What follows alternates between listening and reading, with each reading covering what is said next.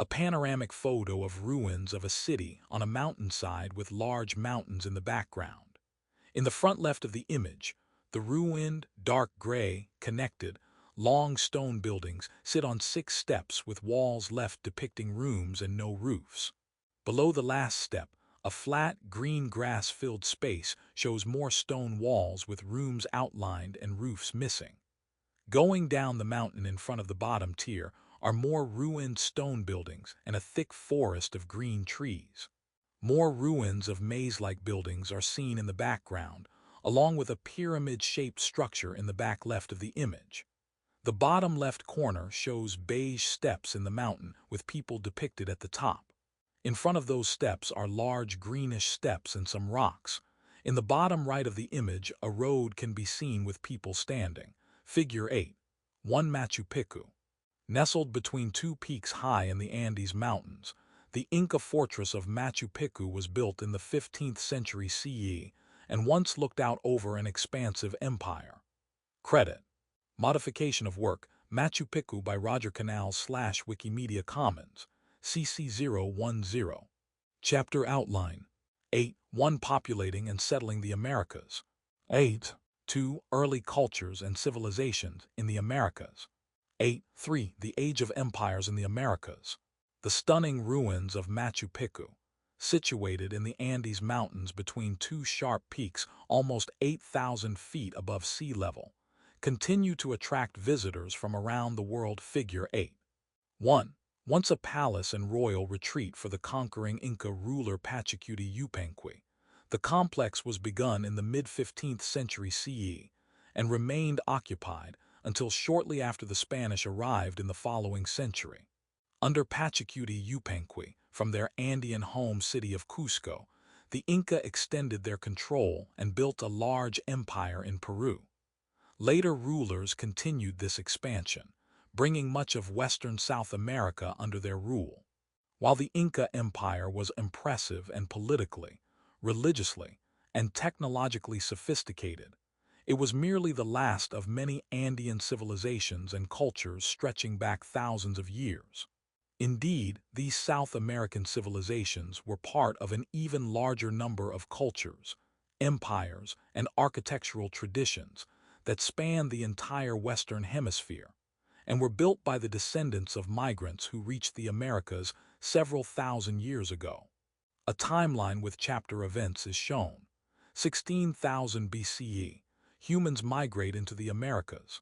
11,000 BCE, Clovis culture originates. An image of an orange and yellow arrow-shaped item is shown. 3000 BCE, Norte Chico civilization begins. 1200 BCE, Olmec civilization forms. An image of a stone face is shown in a helmet. 300 BCE, Maya invent writing system. An image of 12 boxes of stone carvings is shown. 200 BCE, Nazca lines created. An aerial image of a winged figure is shown in green fields. 200 BCE, Hopewell tradition emerges. 1000 CE, Pueblo Bonito peaks. An image of ruins of a stone wall are seen on the backdrop of tall brown cliffs. 1050 CE, Cahokia founded. 1450 CE, Machu Picchu built. An aerial image of the ruins of a city set among the mountains is shown. Figure 8. 2 Timeline, the Americas in ancient times. Credit 11,000 BCE. Modification of work Clovis Point by Datarot / Wikimedia Commons, CC01. 0. Credit 1200 BCE. Modification of work, an Olmec colossal head at the Jalapa Museum of Anthropology in Veracruz, Mexico by Monis / Wikimedia Commons, public domain. Credit 300 BCE. Modification of work, Maya stucco glyphs displayed in the museum at Palenque, Mexico by Kwamikagami / Wikimedia Commons, public domain. Credit 200 BCE.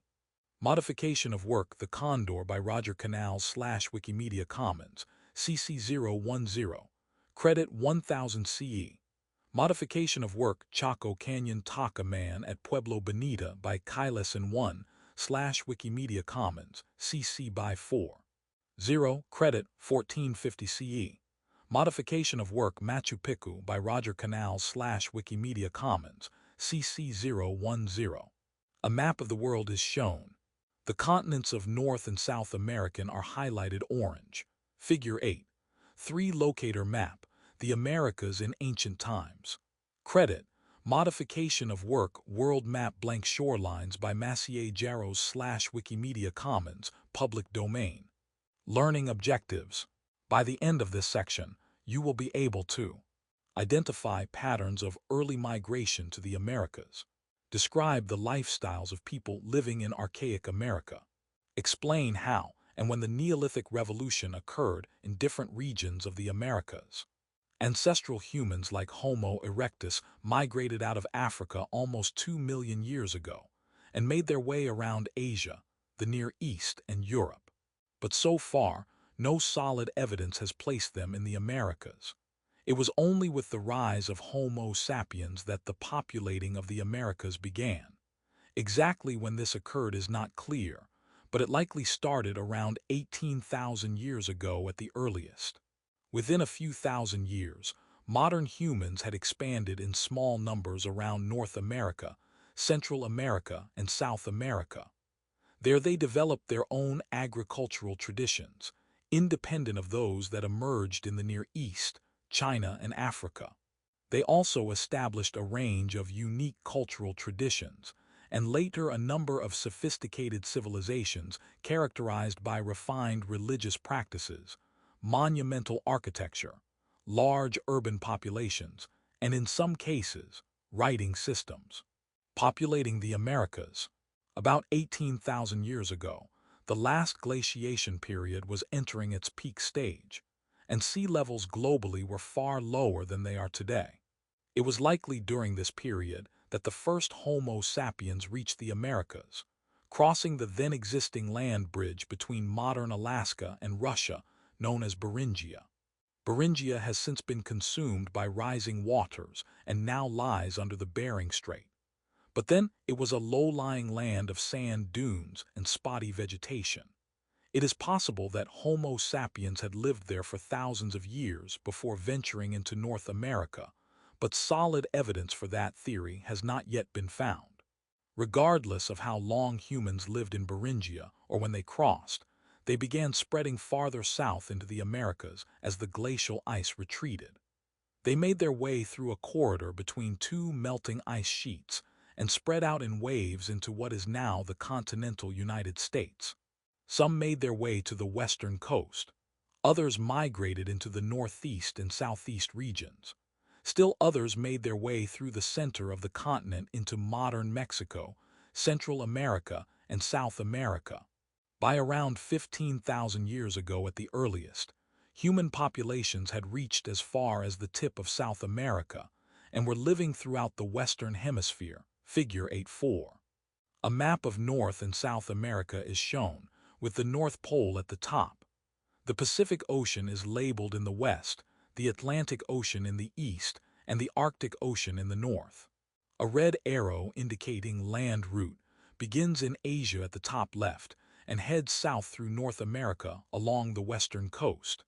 In the middle of North America, the line splits off in 3 directions. One line heads along the western portion of North America, stopping along the coast before the middle of the 2 continents. The second one heads into South America, where it splits off in 3 directions: east, southeast, and south.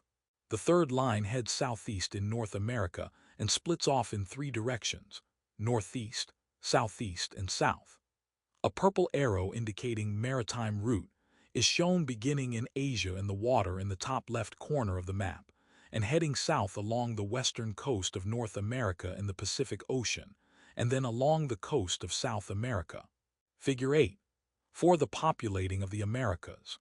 While the precise method of migration is unclear and still debated, it seems certain that by around 15,000 years ago, human populations had expanded throughout both North and South America. This map shows land and coastal routes they might have taken. Attribution. Copyright Rice University, OpenStax, under CC BY 40 license. Dueling Voices. Who was Kennewick Man? when two young men discovered a human skull along the Columbia River near Kennewick, Washington, in 1996. They assumed it was old. After an archaeologist retrieved the rest of the skeleton and analyzed it, however, people were shocked to realize just how old. Carbon dating revealed that the person now called Kennewick Man had lived 9,000 years ago. The discovery of one of the oldest humans ever found in the Americas was just the beginning of the long and contentious history of Kennewick Man. Analysis of the remains revealed he was likely related to Asian groups that currently live in Japan and Polynesia. This startling finding caused a reevaluation of migration theories about the earliest Americans. It also stirred controversy and legal debate. On one side were Native Americans who claimed Kennewick Man was one of their ancestors and should therefore be buried according to tribal custom. The Umatilla tribes of the Pacific Northwest insisted, "Our elders have taught us that once a body goes into the ground, it is meant to stay there until the end of time. If this individual is over 9,000 years old, it only substantiates our belief that he is Native American." On the other side were scientists. Although they understood the argument made by Native Americans, they maintained the find was so important to efforts to understand the past that they should be able to continue studying it. Anthropologist Elizabeth Weiss wrote in 2001, "Consider having dedicated a large part of one's life to unearthing the materials that are now being examined. Even casts and other important works, such as videotapes, photos, and excavation records, are in increasing danger of confiscation. Some scientists have expressed fear that their federal grants would be in jeopardy if they objected too openly to current policies. Under such circumstances, most scientists do not even begin high-risk projects." Despite scientists' claims, Native Americans stood firm and began a protracted legal battle over the remains. In 2016, the U.S. Army Corps of Engineers resolved the issue in their favor with a DNA analysis that confirmed the remains demonstrated a sufficient genetic relationship with them. In 2017, the bones were buried according to tribal custom at an undisclosed location in Washington state. What do you think further analysis of Kennewick Man might have revealed about his origins? Do you support the decision to allow the Native American groups to rebury the remains? Why or why not? There are aspects of the migration we may never fully understand but can be fairly certain happened. It is very likely, for example, that some populations moved down the west coast via a combination of land travel and coastal skirting by raft or canoe. Solid evidence has not yet been discovered, however, because at that time the coast extended a number of miles west of its current location. As sea levels rose following peak glaciation, the water covered these routes in the same way it covered Beringia. Yet we do have evidence for later coastal travel along similar routes. And these 10,000-year-old sites, discovered on high ground in coastal Alaska and Canada, have convinced many that similar and older evidence may now be beneath the sea. The Clovis people. As long as 13,000 years ago, groups of hunter-gatherers had spread across North America south of the remaining ice sheets. Named after the site in Clovis, New Mexico, where the first evidence of their existence was discovered, the Clovis culture consisted of mobile bands of hunter-gatherers who camped at resource-rich locations in modest-sized populations. Since the earliest discovery in the 1920s, archaeologists have found many other sites traceable to Clovis culture in Texas, Virginia, South Carolina, Oregon, and Pennsylvania. Recent DNA analysis conducted on remains discovered in Central and South America suggests that the Clovis culture also extended far to the south. The most striking artifacts the Clovis people left behind are the many finely worked, fluted stone points they made. They created these so-called Clovis points by chipping and shaping various types of high-quality stone into sharp-sided projectiles, which they attached to shafts that were probably made of wood, figure 8-5. Once assembled, The tools could serve as spears or other types of thrown hunting tools like darts. These weapons were part of a larger Clovis toolkit that included hand axes and implements made of bone. Items that were small and portable were a necessity for people regularly on the move. A picture of an arrow-shaped pointy object. The bumpy object is orange at the top point, turns yellow in the middle and the back to orange at the bottom upside-down U shape. At the top on either side is a notch with a piece sticking up. The edges are fluted and sharp. Figure 8. 5. A Clovis point. Clovis points discovered in North America have a distinctive appearance and were highly effective tools for hunting big game. This point found in modern Utah is between 11,000 and 13,000 years old. Credit: Clovis Point by Datarot/Wikimedia Commons, CC01. 0. As they migrated, the Clovis people hunted mammoths, mastodons, giant bison, and many small animals. They likely also fished in coastal waters and in lakes and rivers. The places where they did settle for long periods typically had reliable access to fresh drinking water, animals for hunting and fishing, and rocks for making their signature points. Archaeologists have even discovered burial sites that appear to have been carefully designed and decorated with red ochre, a native earth containing iron oxide, suggesting a spiritual belief that required occasional ritual burial. The world in which the Clovis people lived held a great variety of large animals like giant sloths, bears, tortoises, lions, wolves, beavers, armadillos, and various types of large bison. Then, about the same time people began migrating and hunting across North America, these giant species all went extinct. Some have argued that overhunting by the Clovis likely caused the extinction. An alternate hypothesis, however, suggests that rapid temperature rise at the end of the last ice age was the primary culprit. Both theories have weaknesses, and the debate continues. However, it seems at least plausible that both human intervention and climate change were factors. The Clovis culture that spread across North America around 13,000 years ago vanished after only a few centuries. Its people settled in a number of different areas and produced new cultures as they responded to the environmental conditions in which they found themselves. These groups were then joined by other waves of migrants spreading across the Americas and settling in different areas. Between 9000 and 2000 BCE, during what is called the Archaic period, a great many different cultural traditions existed across North America and Mexico, Central America, and South America.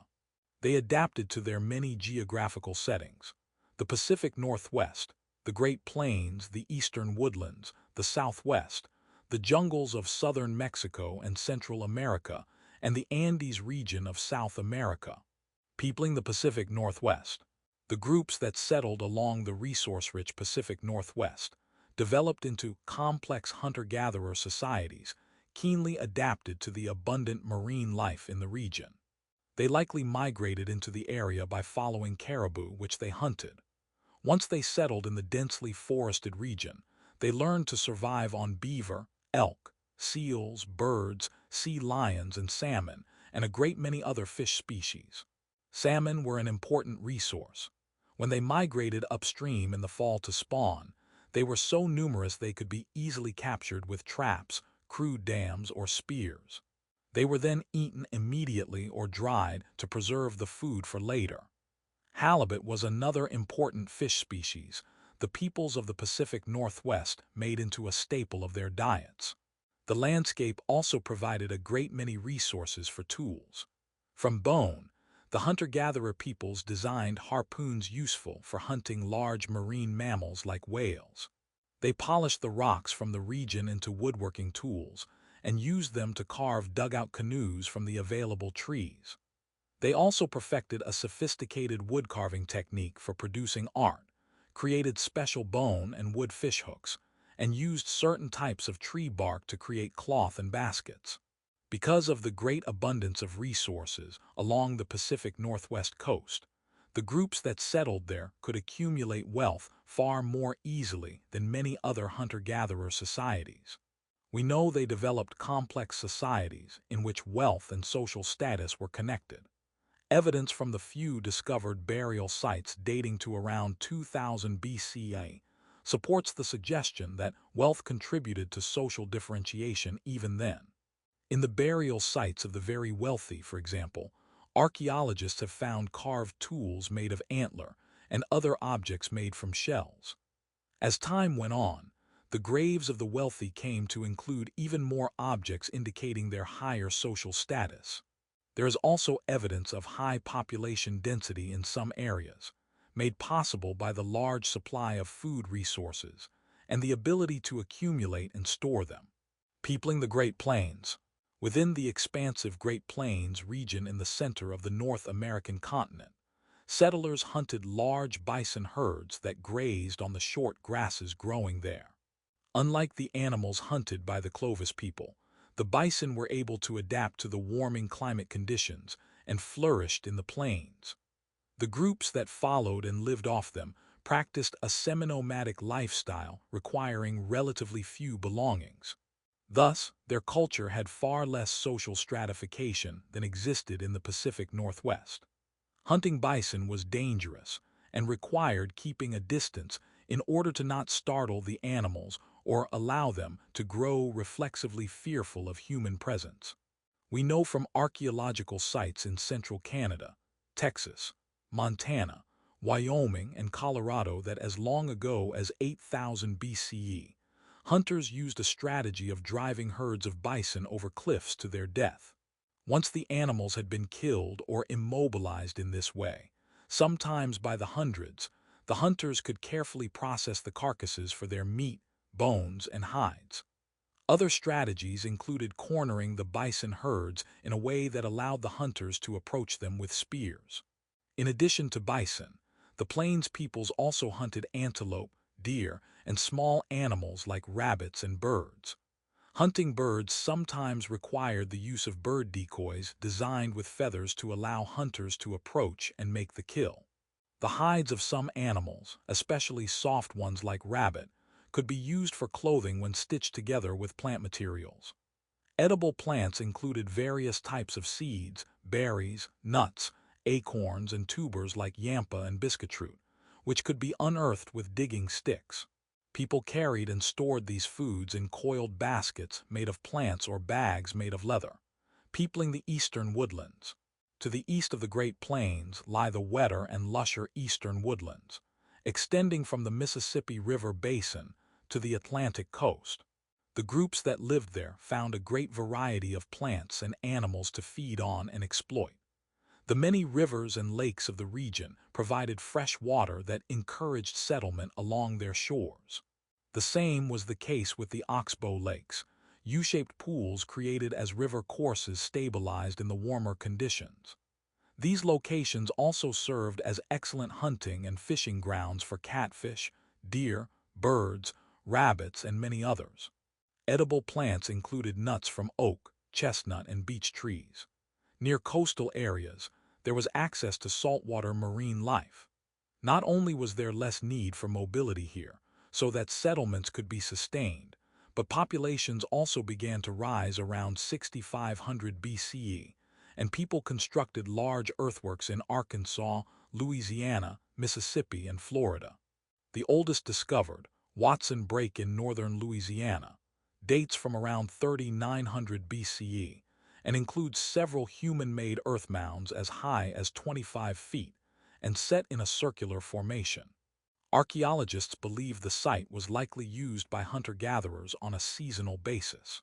While no burial remains have been found there, large cemeteries from the period have been discovered in many other woodland locations, including Illinois and Tennessee. Some sites include the remains of more than 100 individuals, some with personal items like weapons and art. They are evidence of not only rising populations, but also an increasingly sedentary lifestyle. Peopling Mesoamerica. To the south and west of the eastern woodlands, the climate is much more arid and less green. This desert scrubland extends down the center of Mexico to the tip of the central Mexican plateau. South of there, in the region often described as Mesoamerica, the environment is warmer, greener, and wetter. The formerly large game hunting peoples settled there after around 8000 BCE as the game disappeared, and the bison followed the retreating grassland north. Evidence of archaic peoples in this area has been found in several coastal sites along the Gulf of Mexico and the Pacific Ocean, as well as in the Tehuacan Valley south of modern Mexico City. They lived largely in small groups and hunted and gathered over large areas. During the dry season, they relied mostly on wild game like lizards, snakes, and insects, and edible plants like the agave. During the rainy season, they ate avocados, nuts, various types of fruit, and small game, like rabbits. Beginning around 8000 BCE, some groups of hunter-gatherers began periodically occupying a site known as El Riego Cave in the Tehuacan Valley. Excavations there have uncovered numerous stone tools, woven baskets and blankets, and even elaborate burial sites. These burials suggest the existence of a complex spiritual practice.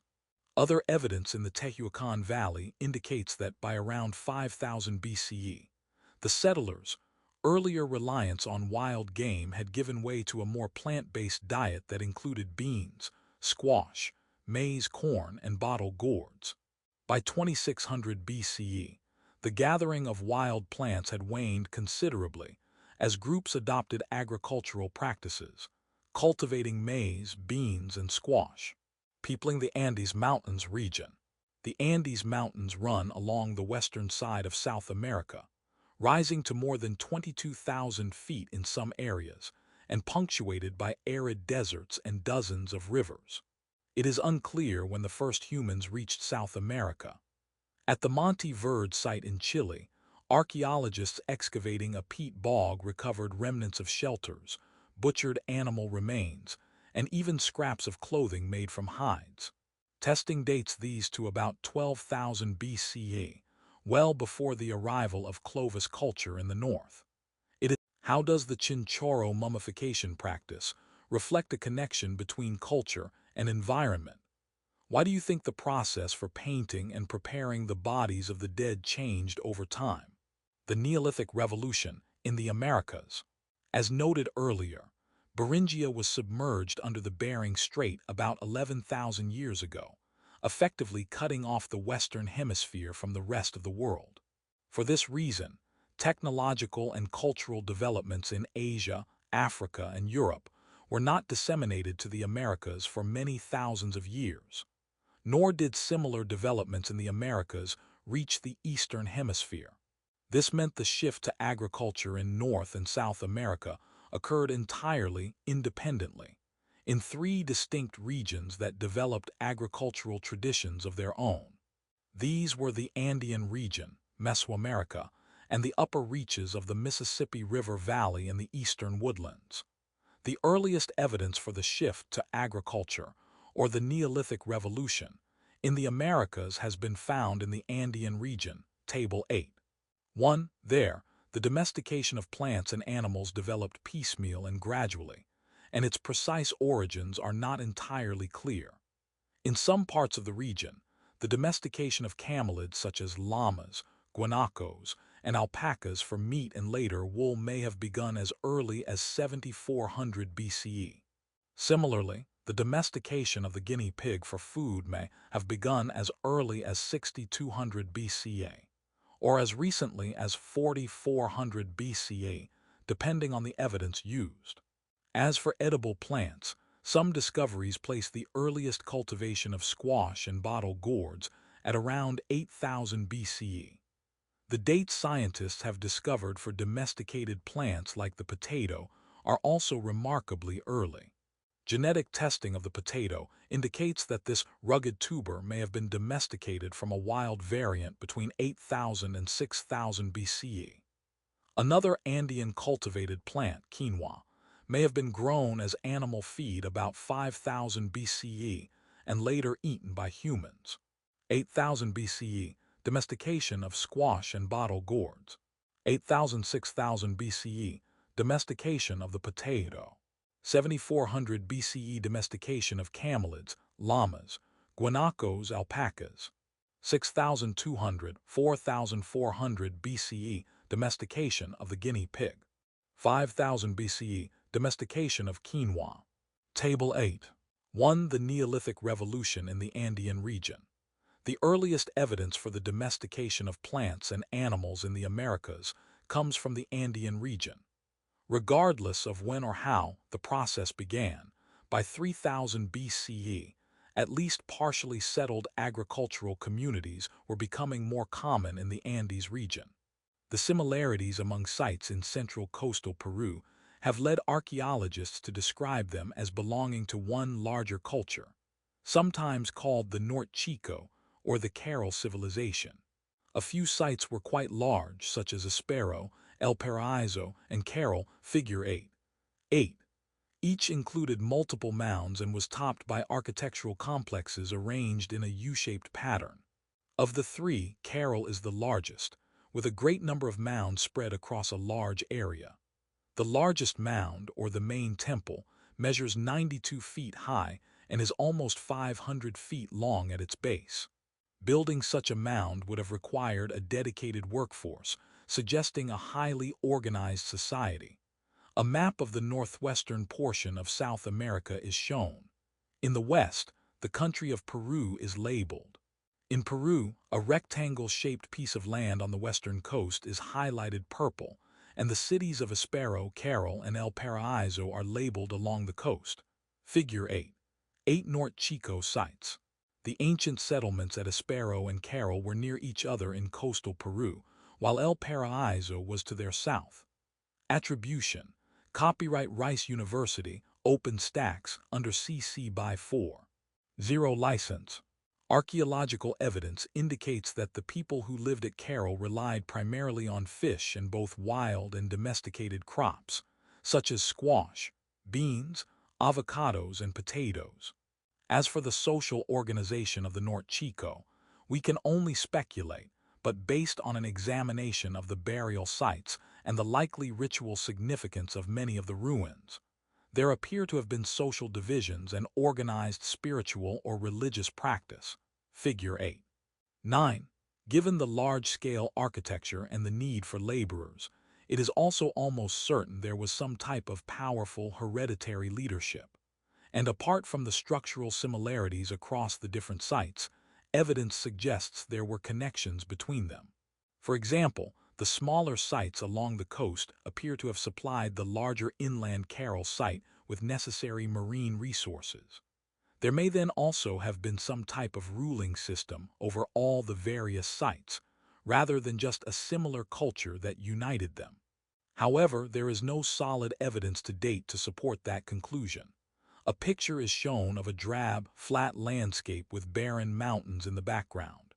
In the forefront there are 3 square stone ruins in a pyramid shape, with the tops missing. The ruins show staircases in the middle. Figure 8. 9. The Carol culture. The ruins of the ancient Carol temples in Peru still stand at the site of one of the earliest urban centers in the Americas, with a history going back 5,000 years. Credit, modification of work, Pyramide de la Huaca, Carol by Jose C. Wikimedia Commons, public domain. Given the great distance and climate differences between the Andean region and Mesoamerica, the agricultural traditions developed in South America were not easily disseminated north into Mesoamerica in Neolithic times. However, it does appear that at least one important Mesoamerican domesticated crop did reach the Andes. This crop was maize, colloquially called corn in the United States. Maize was domesticated from a type of wild edible grass known as teosinte between 5000 and 3000 BCE.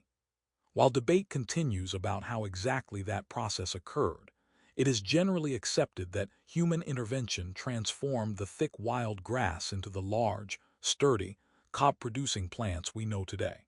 Once domesticated, maize became an important staple carbohydrate in Mesoamerica and led to the rise of large populations.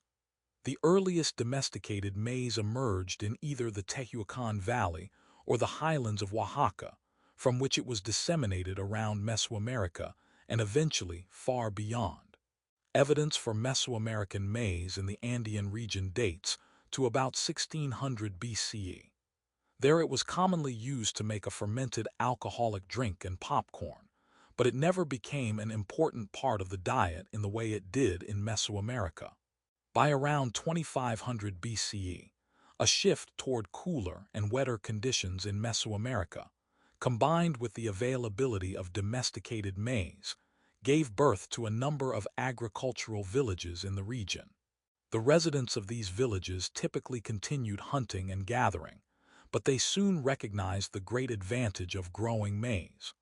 Over time, the labor demands of doing so and the caloric value of maize led to a steady decline of gathering activities, resulting in exclusively sedentary agricultural communities. Populations grew, necessitating more farmland to raise even more maize.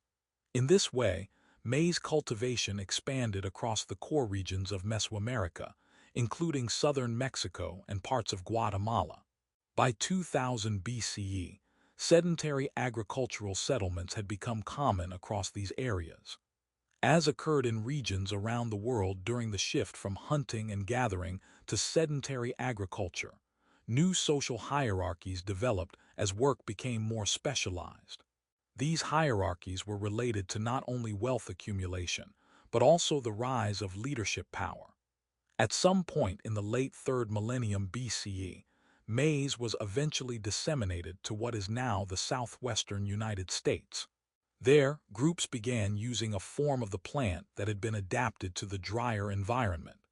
At this time, it was merely a supplement to other gathered plants, so peoples in this area remained mostly migratory for some time. Over many centuries, they experimented with varieties of maize. They found ways to grow it in high elevation areas, and they discovered which areas produced the best results, such as floodplains where irrigation occurred naturally. In the eastern woodlands, people had been experimenting for thousands of years with naturally occurring edible plants like goosefoot, sunflower, bottle gourds, and squash. Figure 810.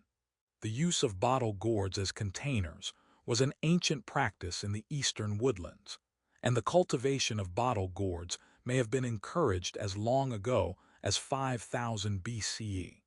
Similarly, the domestication of sunflowers, useful for their oily and nutritious seeds, appears to have begun by about 2300 BCE.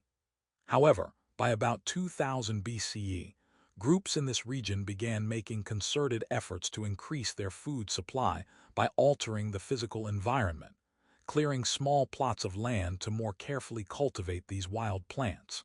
Through migration, some transported seeds for certain plants to other areas. Successful techniques for encouraging the growth of these plants were passed from generation to generation. In this way, agricultural cultivation emerged in the eastern woodlands independently.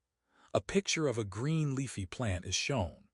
A yellow-green stalk is in the middle and pointy leaves extend from top to bottom on the plant, smaller at the top and larger at the bottom.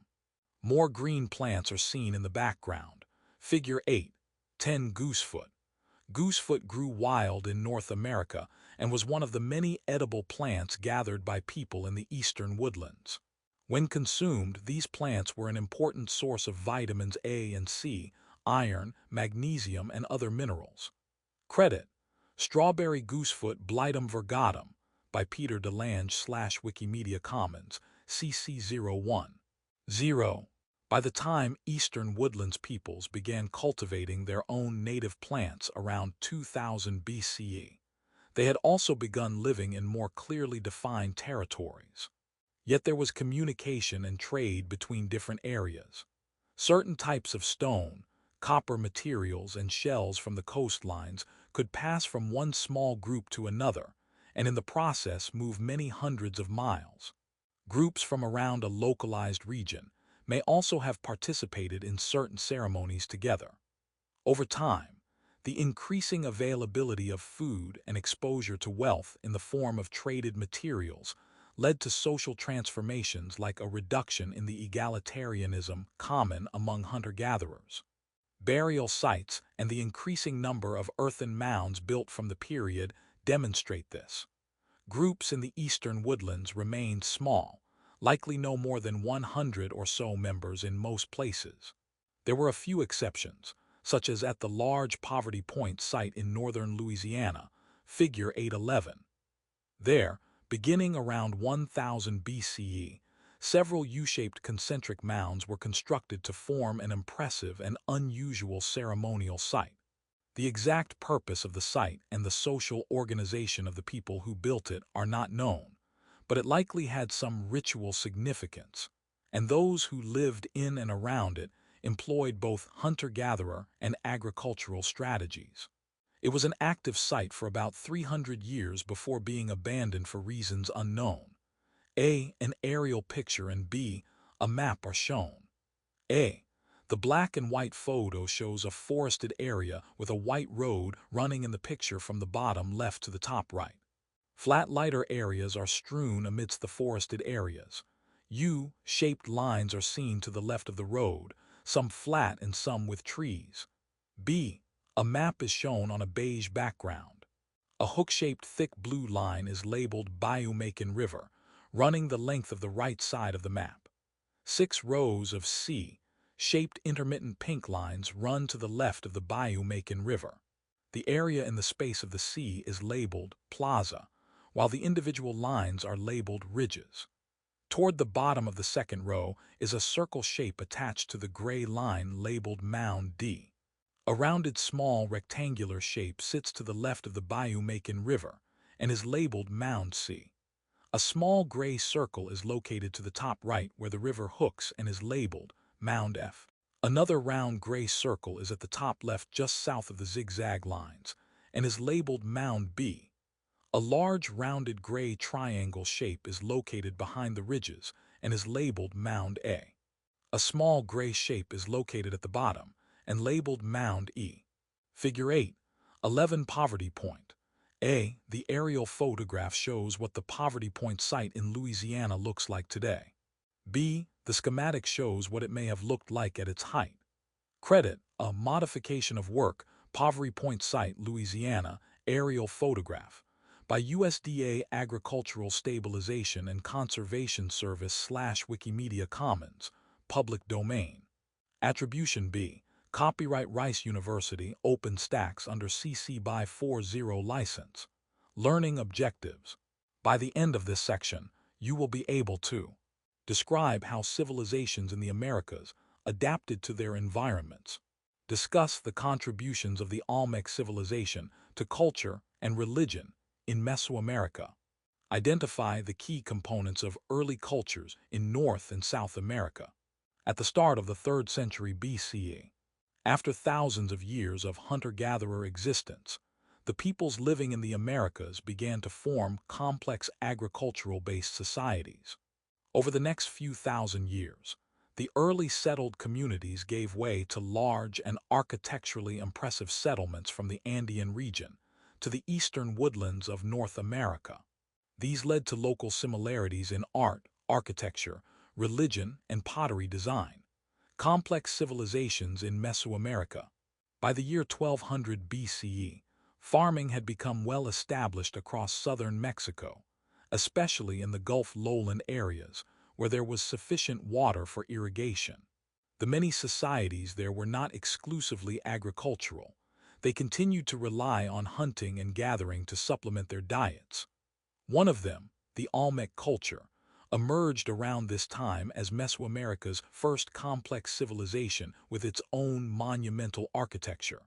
Olmec culture, the start of the Olmec civilization, at a site known as San Lorenzo in the modern Mexican state of Veracruz, stretches back to about 1350 BCE, and the construction of a large earthen platform rising some 164 feet above the flat landscape.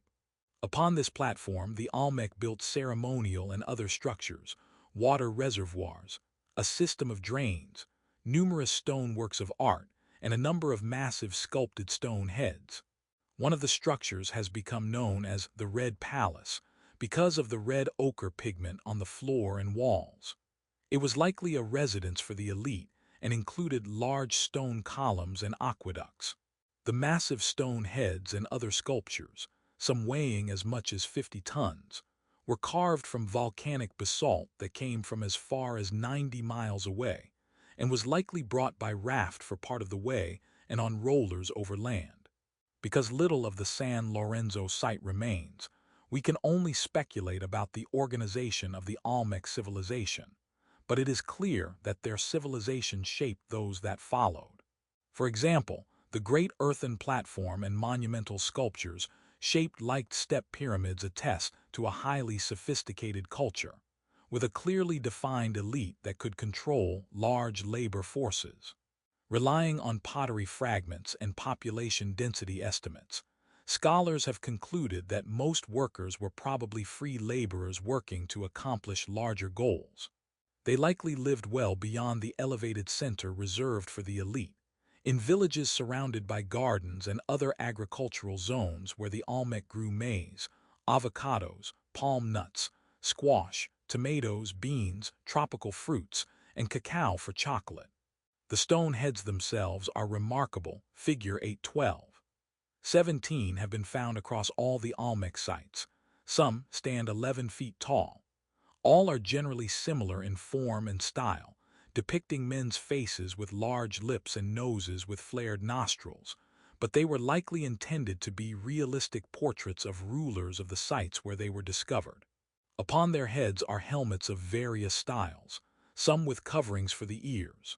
Given the effort required to transport the stone and carve the heads, these works were likely intended to emphasize the power of the rulers, both to the Olmec people and to outsiders. A picture of a beige stone carving of a head is shown on a gray stone pedestal with green bushes in the background. The stone shows large almond-shaped eyes, a flat nose and full, parted lips. There is a helmet on his head that comes down the sides of his head. Small holes litter the stone. Figure 8. 12 an Olmec head. Some of the enormous Olmec carvings of heads discovered in Mexico are as tall as 11 feet and weigh as much as 50 tons. Credit: an Olmec colossal head at the Jalapa Museum of Anthropology in Veracruz, Mexico by Monis/Wikimedia Commons, public domain. Evidence of possible vandalism on some of the heads has led some scholars to suspect an invasion occurred in the 10th century BCE, with desecration of the images as a result. Others, however, believe this is evidence of reworking that was never completed. We may never know for sure, but we do know that during the 10th century BCE, San Lorenzo declined in importance. At the same time, another Olmec site rose in significance, some 50 miles to the northeast at La Venta. La Venta was built around 1200 BCE on a high ridge above the Palma River, less than 10 miles from the Gulf of Mexico.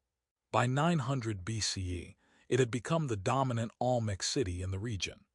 At its height, La Venta covered almost 500 acres and may have supported as many as 18,000 people. Its central monuments included several large earthen mounds, plazas, a possible sports arena, several tombs, and numerous stone heads and other sculptures.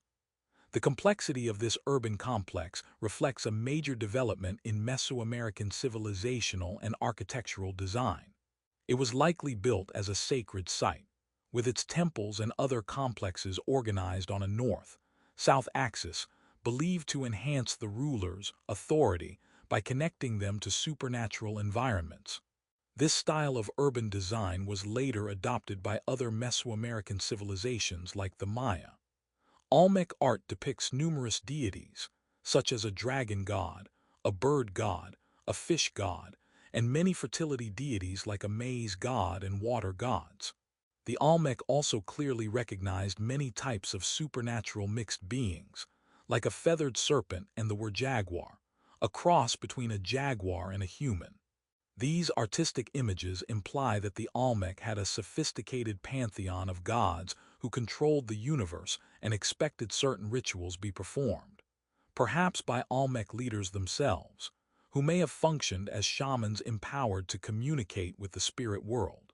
The rituals were performed in the temples and plazas of the sacred cities like La Venta and San Lorenzo, as well as in sacred natural sites like caves and mountaintops. Other rituals were connected to a type of ball game played in a special court, with balls made from the abundant natural rubber of the region. Sports contests often existed to bring communities together, to allow men to show prowess and strength in times of peace, and to entertain. It is also likely that in times of heightened spiritual need, such contests could take on greater meaning and might have been choreographed to play out supernatural narratives and perhaps connect people to the gods. Like some later civilizations, the Olmec also saw bloodletting as a link to the spirit world. Blood sports may have been used to create pathways to understanding the will of their gods. Linked to learning, the ritual ball game of the Olmec became a cultural feature of Mesoamerica over the centuries, and various forms of it were played by the Maya, the Aztec, and many others.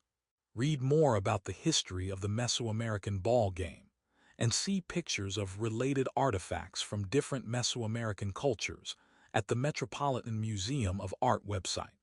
The Olmec were clearly in contact with other groups around southern Mexico and Central America.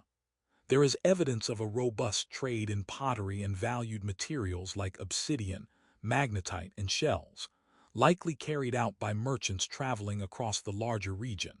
Over time, this trade exposed other Mesoamerican cultures to Olmec ideas about religion, art, architecture, and governance.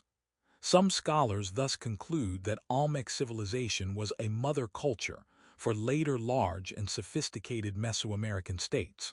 Cultural similarities exist among these, such as ritual ball games, deities, and calendar systems. Olmec-style artifacts have also been found at sites as far away as what are now western Mexico and El Salvador. Like much related to the Olmec, however, the extent of their influence is a question we may never answer with certainty. By the time this civilization disappeared around 400 BCE, a number of other Mesoamerican cultures were emerging. The Zapotec civilization appeared in the valleys of Oaxaca in western Mexico, beginning around 500 BCE, with the construction of the regional capital known today as Monte Alban, figure 813. Set on a flattened mountaintop overlooking the larger region, Monte Alban likely had a population of about 5,000 by around 400 BCE, and as many as 25,000 by around 700 CE. As it grew over the centuries, so too did its stone temples and other complexes. The city exerted influence on the hundreds of much smaller communities scattered across the Oaxaca Valley. The region was highly suitable to maize cultivation, thus allowing for larger populations and monumental architecture. From the defensive walls created around their settlements, it seems the Zapotec lived in a world where warfare was especially common. Monte Alban itself was likely selected for defensive reasons. A picture of a large expanse of green land is shown with large mountains in the background. In the forefront, a rectangle-shaped stone is standing upright with drawings etched all over. To the right is a square section of land sitting lower in the ground, surrounded on the inside by stone bricks and grassy walls. Inside the area in the middle is a square flat section of stones with stairs on one side and grass growing over the rest of the stones. At the back of the lower area are stairs that lead up to higher ground where 12 round stumps of stone stand in 2 rows. Heading toward the back of the photo, there are ruins of many square-shaped buildings with stairs leading up to the top. One very tall and large half-triangle structure stands in the back left, with stairs seen on the front and mounds of dirt and bushes along the top. Trees are scattered behind the structures, and one lone large tree is seen in the middle left of the image. Figure 813 Monte Alban. Perched on a flattened mountaintop and serving as the Zapotec capital between 500 BCE and 800 CE, Monte Alban in today's Oaxaca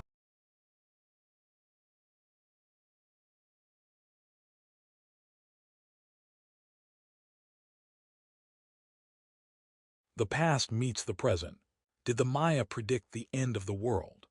The premise of a 2009 science fiction movie was that the Maya calendar predicted the end of the world would occur in the year 2012. While the film, called 2012, was a commercial success, the idea that the Maya predicted when the world would end has been largely discredited. The Maya had a sophisticated calendar system evolved from earlier Mesoamerican versions, possibly the Olmec.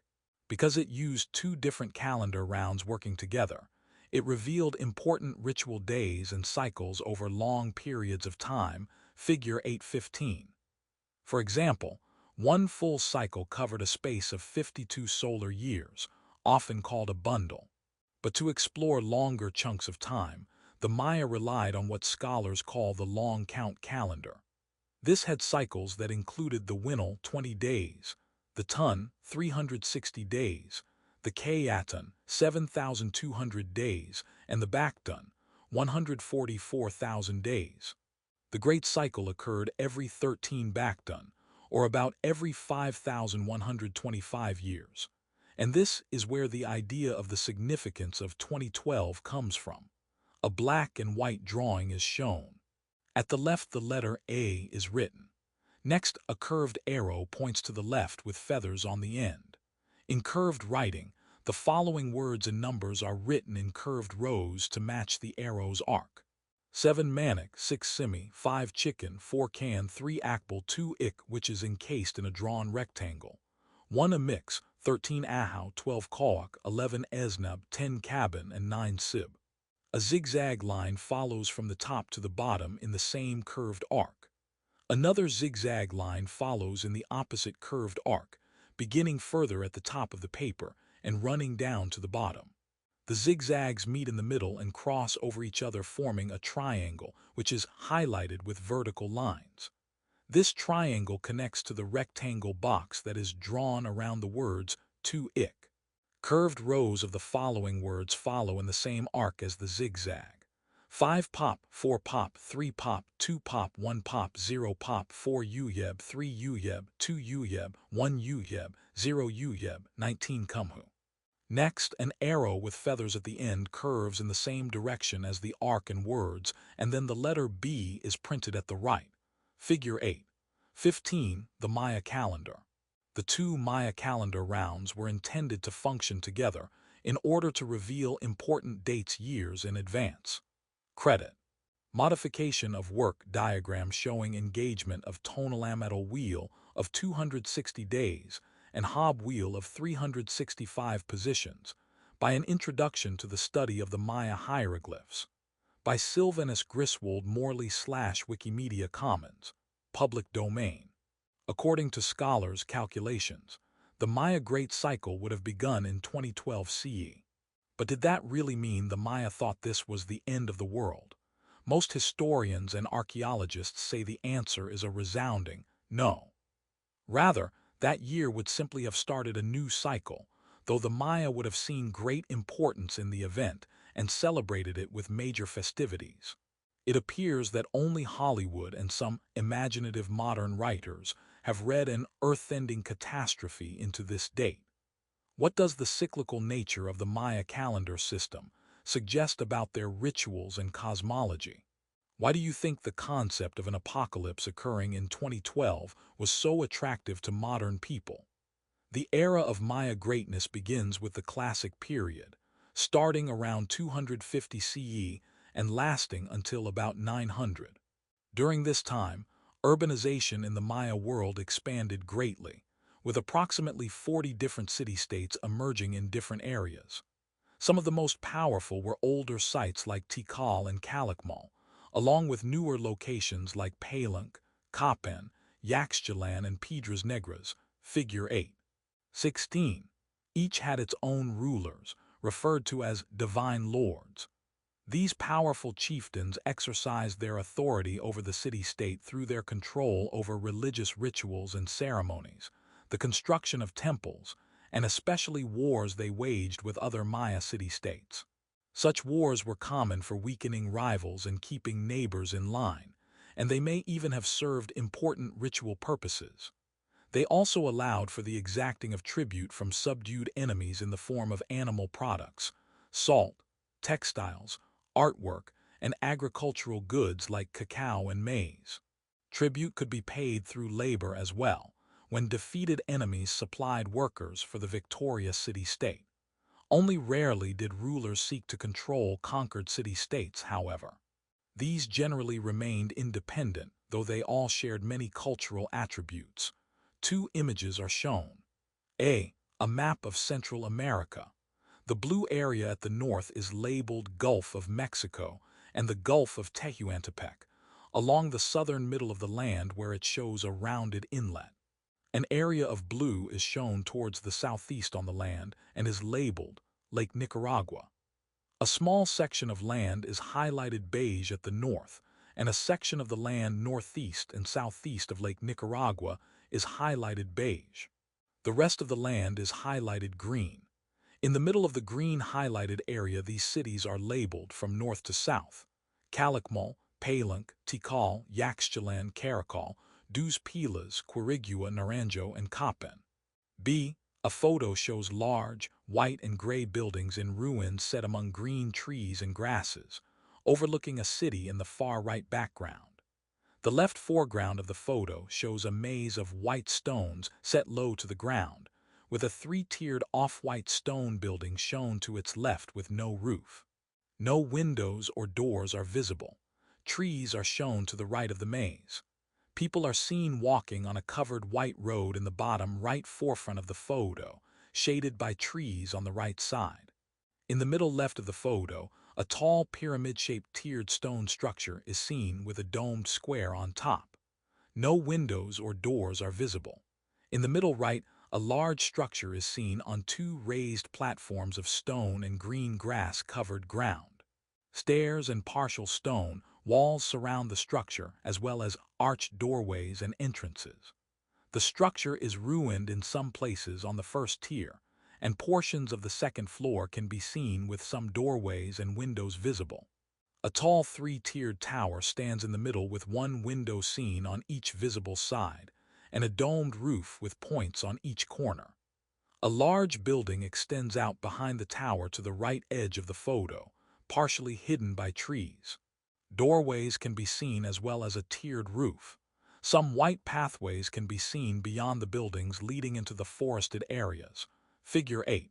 16. The Maya world. At its height, the Maya civilization included as many as 40 city-states. B. Today the ruins of Palenque and other Maya sites appear ghost-white, but during their heyday in the 7th century, their temples were painted in bright colors. Attribution A. Copyright Rice University, OpenStax under CC BY 40 license. Credit B. Modification of work Palenque Palace by Candiderm/Wikimedia Commons, public domain. At the heart of Maya religious practices was the veneration of family ancestors, who were considered bridges between heaven and earth. Homes had shrines for performing ritual bloodletting and prayers directed to the ancestors, and deceased family members were typically interred beneath the floor. Indeed, the large stone temples themselves were in some ways grander versions of these family shrines, usually with large tombs within them, and deceased kings were effectively ancestors for the entire city-state. Ritual practices were tied to the complicated Maya calendar, and gods could act in certain ways depending on the time of year and the location of certain heavenly bodies. Shamans and priests guided rituals like bloodletting, which allowed for communication with the ancestors by releasing a sacred essence in the blood called chayulol. The same principle applied to the human sacrifice of war captives and especially captured rival leaders. While we can only speculate about how the Olmec played their ritual ball game, we know more about the Maya and later versions. Figure 817. The intention was to reenact aspects of Maya mythology, and the game held a significant place in religious practice. Two teams of 4 wore ritual protective padding, and passed the ball to each other without using hands or feet on long eye-shaped courts flanked by sloping walls. The object appeared to be to move the ball through a stone ring without letting it hit the ground. As the use of padding indicates, the game could be quite dangerous. The ball was solid rubber and could weigh more than 7 pounds. But the true danger came at the end, when losing team leaders, or sometimes the entire losing team, could expect to be sacrificed to fulfill the game's ritual purpose. A photo is shown of gray and white stone structures set on green grassy lands with some trees visible at the edges and in the far background. In the top right, a large six-tiered pyramid-shaped faded gray and white structure is shown, with an angled section running along the left side. In front of the structure, two rectangular-shaped gray stone structures lay parallel to each other low to the ground. Stairs can be seen at the front, and the top tier is smaller than the bottom tier. A white path is seen running along the front of the photo, in front of the two structures. Grasses grow atop the structure on the right, as well as a lone tree with no branches. In the top left background, small rectangle stones are seen on the ground. Heading into the back left of the photo, a wide staircase laid into the ground leads to a flat area with a multi-tiered gray building, with some domed and flat structures on the various levels. Many staircases and doorways can be seen. Some brown huts with beige roofs are shown within the structure. Figure 8. 17. A Maya ball court. Maya ball court designs varied from city to city, but like this one in front of a pyramid in Piton, Guatemala, all had the same eye-shaped layout. Credit, Tikal Ball Court by Gary Todd /Flickr, public domain. One of the reasons we know so much about the Maya is that, unlike some other Mesoamerican civilizations, they created a writing system that scholars have been able to decode and read. Figure 8. 18. This system was phonetically based, with complex characters, and was far more developed than any other writing system discovered in Mesoamerica. It allowed the Maya to record their own history in stone monuments, including invaluable political histories, descriptions of rituals, propagandistic records of battles, and genealogies. A photo of an orange stone is shown with 12 raised and rounded squares, 4 across and 3 down. The flat part of the stone is swirled orange colors. The raised portions are paler orange colored and decorated with various images. Some faces can be seen with large noses, open and closed eyes, beards and mustaches, and large mouths on the squares. Other designs include swirls, circles, squares, notches, and lines. Figure 8. 18. The Maya writing system. The phonetically based Maya script baffled researchers for years and was decoded only after decades of careful work.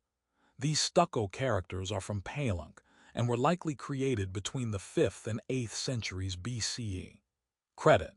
Maya stucco glyphs displayed in the museum at Palenque, Mexico by Kwamikagami/Wikimedia Commons, public domain.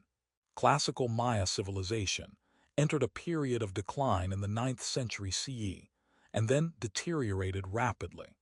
Over a period of about a century, alliances broke down, conflicts became more common, the production of luxury goods slowed to a stop, and cities went from thriving urban centers to depopulated shells. The reason for this collapse has been a topic of debate among historians and archaeologists for many years, and much remains uncertain. Among the proposed causes are epidemic diseases, invasions, natural disasters, internal revolutions, and environmental degradation. Several of these may have been influential. It is unlikely there was a single cause. For example, studies over the last few decades have pointed to the environmental problems created by demographic growth. This growth led to large-scale deforestation, which in turn produced soil erosion. Large populations that required high agricultural yields made Mayan civilization more vulnerable to variations in climate or a string of bad harvests caused by crop disease. Such problems would have put enormous pressure on elites and commoners alike and contributed to disorder, war, and perhaps internal revolts. However it happened, by 900 CE, the classic period of Maya civilization had come to an end. But this was not the end of the Maya. In the Yucatan Peninsula, well north of the old centers of power, Maya civilization would experience a rebirth that extended into the 16th century and the arrival of the Spanish. Early cultures and civilizations in South America. South of Mesoamerica and north of the Andes lies a dense tropical jungle that long prevented any regular communication or cultural transmission between the two areas.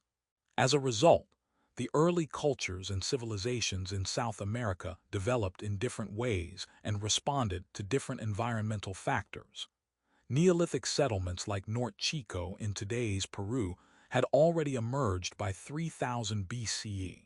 However, in the centuries following this, others proliferated in the northern highlands as well. These include sites known today as Hurikodo, Galgada, and Katash, which were likely religious centers for offering sacrifices. There was also Sechin Alto, built along the desert coast after 2000 BCE.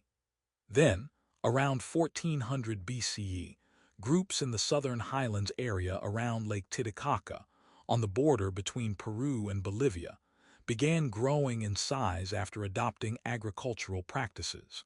The construction of a large sunken court in this area around 1000 BCE indicates they had their own sophisticated ceremonial rituals. Around 900 BCE, the Andes region experienced a transformation when a single society, often called the Chavan culture, expanded across the entire area, opening what archaeologists call the early horizon, or formative, period. The Chavan culture is known for its distinctive pottery style, which spread throughout the entire region and depicted numerous people, deities, and animals in a flowing and balanced manner. Figure 819. A photo of a piece of pottery. The top of the pot is black, thin, smooth, and tall. The bottom is orange and gray colored and is wider than the top and highly decorated with a section projecting out on each side. An image of a serpent shows on the pot with the head at the right, body in the middle, and tail at the left. The middle body parts are raised on the pot with the details of the body. The scales on the neck and a portion of the tail are carved out on the sides of the pot. The body shows scales and spots while the face profile shows an eye, teeth with a fang and nostrils. Figure 8. 19. Chavan pottery. The Chavan culture produced a distinctive pottery style. This ceramic piece, c. 1800 BCE, shows a stylized caiman, an alligator-like reptile species that inhabits parts of Mexico and South America. Credit, Bottle with Caiman by the Michael C. Rockefeller Memorial Collection. Purchase, Nelson A. Rockefeller Gift, 1967, the Metropolitan Museum of Art, public domain. Link to learning. Read or listen to a short expert description of the Chavan bottle with caiman presented by the Metropolitan Museum of Art, which holds this item in its collection. In addition, you can explore a number of other artifacts from the period at the Met website. The name Chavan comes from Chavan de Huenter, possibly the culture's most important religious center. This site is more than 10,000 feet high in the Andes Mountains, to the east of the older Norte Chico settlements. Its dominant architectural feature was its large temple complex, which faced the rising sun and included a maze of tunnels snaking through. Deep within the tunnels was a large sculpture of possibly this culture's chief deity, called El Lanzan, Great Lance, because of its long lance-like shape. The image of El Lanzan mixes both human and animal features, with flared wide nostrils, bared teeth, long fangs on either side of the mouth, and claws protruding from fingertips and toes. The temple was also decorated with many other sculptures of animals, human heads, and deities bearing the features of both, all probably intended to awe residents and visitors alike. The inhabitants of Chavan de Huenter numbered about 2,500 by 200 BCE as it slipped into decline. The site's importance lay in its role as a religious or ceremonial site, not as a population center. But by around 400 BCE, the Chavan religion and culture had spread far and wide across the Andes region. Whether these influences were transmitted by trade or warfare is unclear. Eventually, however, they replaced other architectural and artistic styles and burial practices. Innovations in textile production and metalworking in gold, silver, and copper also proliferated around the region. Craftspeople in towns and villages produced textiles and metal objects, and traders moved them from place to place along improved routes, and with the aid of llamas as pack animals. Figure 820. A map of the northwestern portion of South America is shown. Blue and gray lines crisscross the land. Blue runs along the coast on the west side, and a small blue area is seen in the top northeast corner. In the northwest, the country of Ecuador is labeled and heading south Peru is labeled. Bolivia is labeled in the south, and Brazil is labeled in the east. An upside-down Y-shaped section in Peru along the coast is highlighted green indicating Chavan. To the north of this green area and to the south of it along the coast are oval areas highlighted orange indicating Chavan influence. In the green area, these cities are labeled from north to south: Cajamarca, Chan Chan, Chavan de Huántar, and Pachacamac. In the orange area at the south, the city of Nazca is labeled. To its east outside of the orange area, the city of Cusco is labeled. Figure 8. 20 Chavan culture and its influence. Between about 900 and 200 BCE, the Chavan culture exerted a strong influence over much of what is today coastal and Andean Peru. Attribution. Copyright Rice University, OpenStax, under CC by 40 license. Beginning around 200 BCE, the influence of Chavan cultural styles and religious symbols began to wane. This came at a time of increased regional warfare among many groups, evidenced by the increasing use of defensive features like walls around settlements. The broader Chavan-influenced region then fragmented into a number of regional cultures that grew to full-fledged civilizations like the Moche, Nazca, and Tiwanaku. Figure 8. 21. A map of South America is shown, with the Pacific Ocean labeled to the west and the Atlantic Ocean labeled to the east. Blue and gray lines are seen crisscrossing all over the continent. A rectangular area along the west coast on the upper half of the continent is highlighted green and labeled Moche. South of that, an oval-shaped area along the coast is highlighted pink, indicating Nazca. South of that, a large rectangular-shaped area along the coast is highlighted orange, indicating Tiwanaku. In this orange area at the northeast corner, a body of blue water is labeled Lago Titicaca, Lake Titicaca. Figure 8. 21 Moche, Nazca, and Tiwanaku cultures. The Moche and Nazca civilizations both emerged around 200 BCE in different parts of what had formerly been Chavan areas of influence. The Tiwanaku civilization also traces its roots back to about 200 BCE, but its major building period started around 100 CE. Attribution. Copyright Rice University, OpenStax, under CC by 40 license. The Moche civilization emerged in northern Peru and made major settlements with large pyramid-style architecture at Sipan, Moche, and Cerro Blanco. Its people were agriculturalists with a keen knowledge of irrigation technology, which they used to grow squash, beans, maize, and peppers. They were also a highly militaristic society. Their art depicts warriors in hand-to-hand combat, scenes of torture, and other forms of physical violence. Figure 8. 22. The Moche formed a politically organized state with a sophisticated administration system.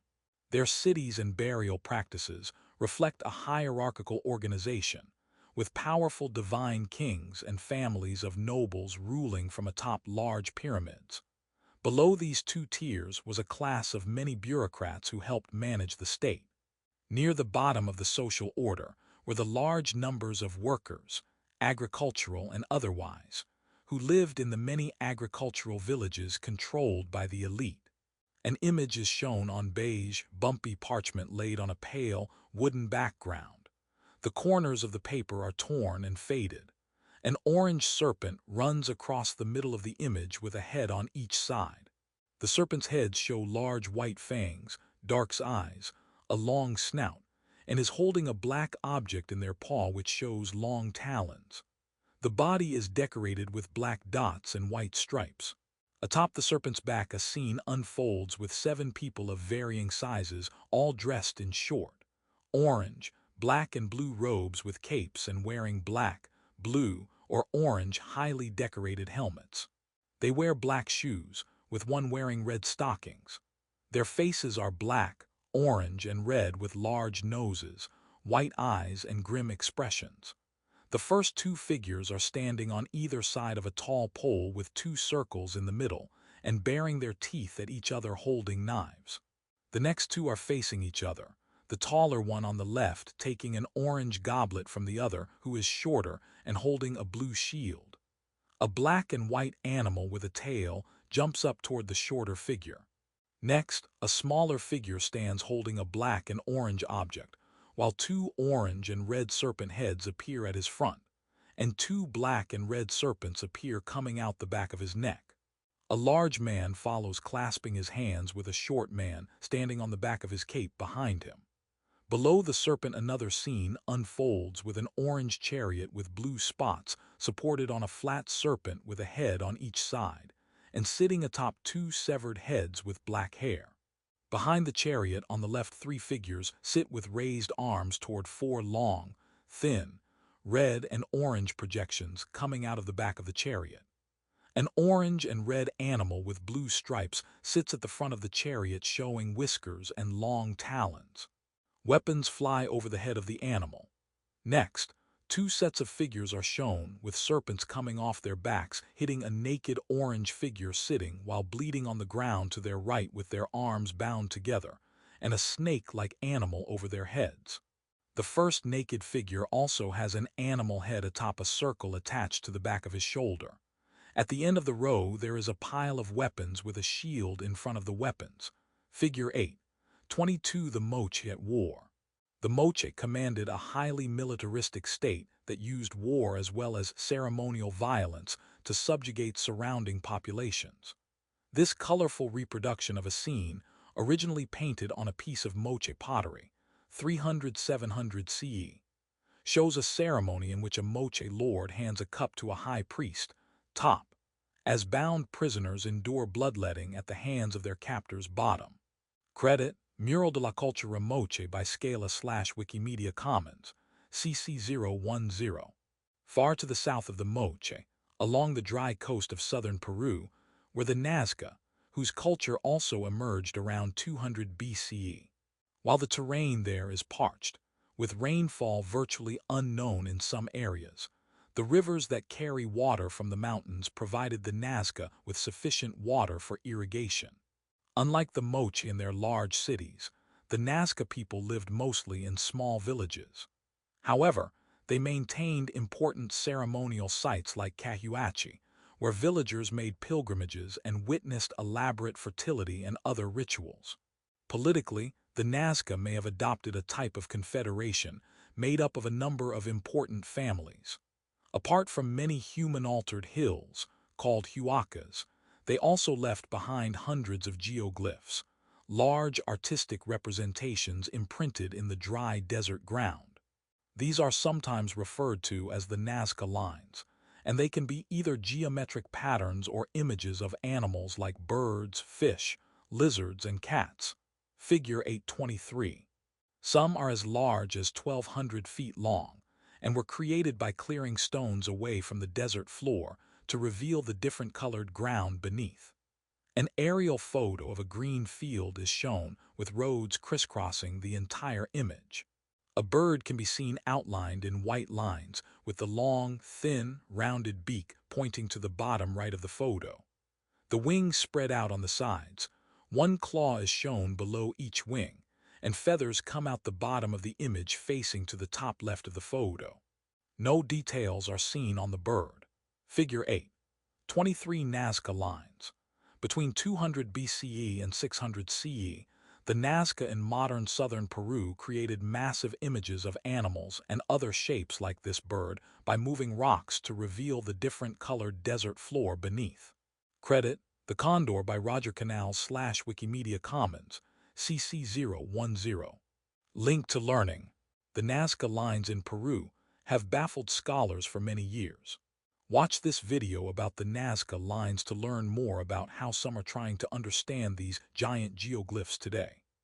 Whereas the Nazca lived in the arid coastal desert, the Tiwanaku civilization thrived high in the mountains near Lake Titicaca. Like the Moche and Nazca societies, this culture emerged in the wake of the collapse of Chavin culture around 200 BCE. Beginning around 100 CE, it entered a period of sustained building at its key city of Tiwanaku. There, residents built two large stone structures topped by additional buildings and carved stone artwork. A signature feature of the structures at Tiwanaku is the many trophy heads that poke out from among the stone blocks, figure 8. 24. Noting the different facial features on each head, some scholars have concluded that they represent important ancestors of the Tiwanaku elite or possibly the gods of various conquered groups. A photo of a long wall is shown along a beige sidewalk with brick edges next to a gravely beige road. A bright cloudy sky shows in the top background. The wall shows square and rectangle-shaped bricks of various sizes in a variety of shades of red, pink, and orange, divided into sections by 4 rounded rectangular large stones in pink and gray colors. Some stones project out of the wall along the lower portion in white and beige colors. 3 large arched stones can be seen inlaid along 3 sections of the wall. A large brick structure is seen behind the wall as well as some mountains in the far right distance. Figure 8. 24 Tiwanaku trophy heads. So-called trophy heads decorate the face of this wall built between the 3rd and 6th centuries CE at Tiwanaku, near Lake Titicaca between Bolivia and Peru. Credit. Modification of work. Tiwanaku 23 by Alexin Shepapacino, Alex SP, /Wikimedia Commons, public domain. At its height, the city supported perhaps as many as 40,000 people, and oversaw at least 4 smaller cities in the surrounding area. It may even have been the center of a type of imperial system, with colonies on both the Pacific coast and the eastern side of the Andes. To support Tiwanaku and the other related cities, the people irrigated massive fields with a network of canals to grow potatoes.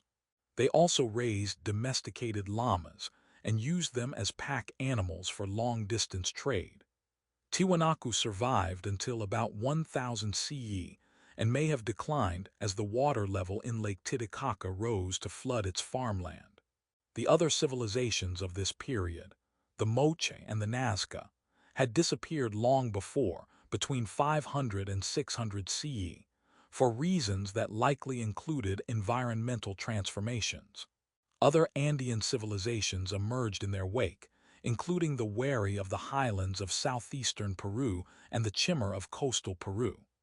These later groups built upon the earlier cultures, innovations in agriculture, art, manufacturing, and trade. While Wari declined around 800 CE, Chimar survived into the 15th century. It was only in the 1400s that Chimar was conquered by a new and expanding imperial system, the Inca. North America in the formative period.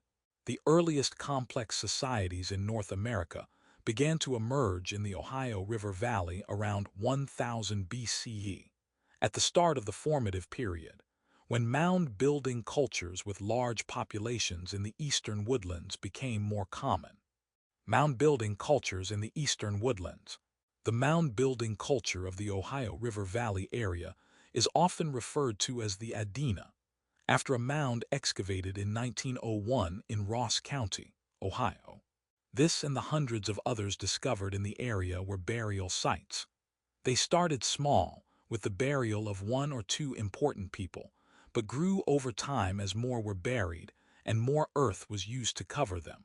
Some of the mounds had a large circular ditch surrounding them and logs lining the interior.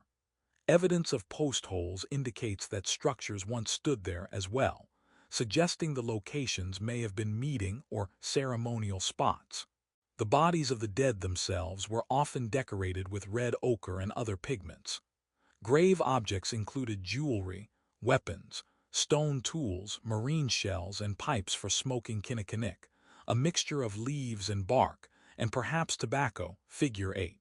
25. A carving of an owl in speckled, pale brown marble is shown.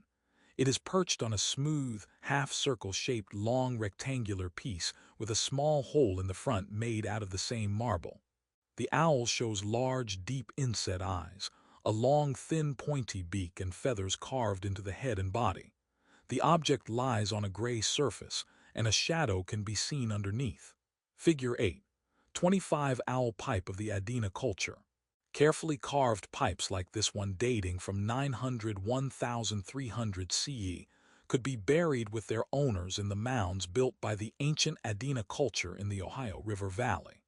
Credit: Owl Effigy Pipe by W.M. Pearl /Wikimedia Commons, CC010. Communities of mound builders in the valley remained small at first, sometimes erecting no more than a couple of structures. The mounds themselves were also relatively small when compared with those of later cultures like the Hopewell tradition, a civilization that emerged around 200 BCE and eventually spread across the eastern woodlands through a common network of trade routes. Named for a large earthwork complex occupying 130 acres in today's Ohio, the Hopewell tradition emerged around 200 BCE and is one of the most impressive of many of this period in the woodlands. The site encloses 38 different mounds within a large earthen D-shaped rectangle. The largest are 3 conjoined mounds. Before centuries of erosion occurred, together they measured about 500 feet wide and 30 feet high. Large platforms once supported wooden structures and were likely used for ritual purposes.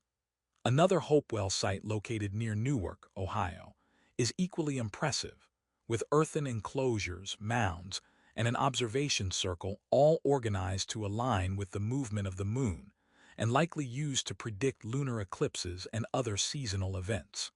Building such mounds with the available technology would have been a labor-intensive task, and indicates the culture responsible was highly organized. The mound complexes were used for ceremonial purposes and do not appear to have been the site of urban settlements. Instead, most people of the Hopewell culture lived in small, dispersed communities consisting of only a few extended families. They employed both hunter-gatherer strategies and the cultivation of domesticated plants like sunflowers and bottle gourds. Neighboring groups likely came together to participate in hunting, gathering, and religious events at their ceremonial sites. Religious traditions included the veneration of ancestors, such as those buried in the mounds. Different communities from the wider area buried their dead leaders in the same mounds, likely as a way to establish symbolic connections across kin groups. Evidence from sites like the one at Newark suggests that ceremonies for burial and veneration were probably connected to seasonal changes and important astronomical observations. The items deposited in the mounds included a number of artistic depictions of animals like beavers, bears, dogs, cats, and even supernatural mixtures of these. These likely had symbolic importance for the individual kin groups and were connected to both their religious practices and specific ancestral ceremonies. Politically, the settlements of the Hopewell tradition were decentralized and mostly egalitarian. The leadership structure of individual kin groups may have revolved around shamans or shamanistic practices, but there were no powerful rulers. There were, however, some divisions of labor based on specialization, including healers, clan leaders, and those who possessed certain spiritual qualities necessary for interpreting astronomical signs, preparing burials, and preserving important religious traditions. Ceremonial objects made of copper, bone, stone, and wood, and shaped into bird claws and totem animals aided shamanistic figures in their duties and were often buried with them. Items within the mounds also provide evidence of extensive long-distance trading. Those discovered in the Ohio River Valley include copper from Lake Superior, quartz from Arkansas, mica from the Appalachian region, marine shells from the Gulf Coast, and obsidian from as far away as the Rocky Mountains. Trade in these objects was carried out by individuals moving along rivers or the networks of village paths. Beyond the book, Turtle Island, the earthen mounds of the eastern woodlands region, had a number of symbolic meanings and purposes. They served as burial sites, provided connections to ancestors, and were settings for religious rituals. But what do ancient stories suggest about these mounds? Because the Native Americans who built them did not leave behind written records, their legends are one tool modern scholars can use to understand their symbolic importance. Consider one of the ancient origin stories common to many indigenous groups of the eastern woodlands. Preserved orally in numerous versions, it tells of the construction of the world by the accumulation of earth upon the shell of a large turtle, which grew over time and supported life. Some versions of the story begin with a great flood, after which animals worked diligently to bring up earth from below the water to place on the turtle's back. Other versions refer to a woman with supernatural powers who falls or travels from the heavens and creates the world on a turtle's back, figure 8. 26. Across all the versions, the symbolic importance of the turtle, representing life, is paramount. A highly colorful painting is shown. At the top, a field is shown of yellow and green with 4 log cabins and green trees. The sky is hazy blue and mountains can be seen in the far distance. In the middle of the field, a figure in a red shirt and cap bends over a fallen tree looking at the roots sticking out. Below the roots, a hole leads to the next portion of the painting, where a figure is seen falling head first down from the hole in golden, rays matching the landscape above. Blue and white wavy colors surround the rays, and to the right, a dog-like animal is seen heading toward the figure with orange and gold lines behind them in the sky. Below the falling figure there are 10 birds flying around with black and yellow wings, long thin dark necks, and white underbellies.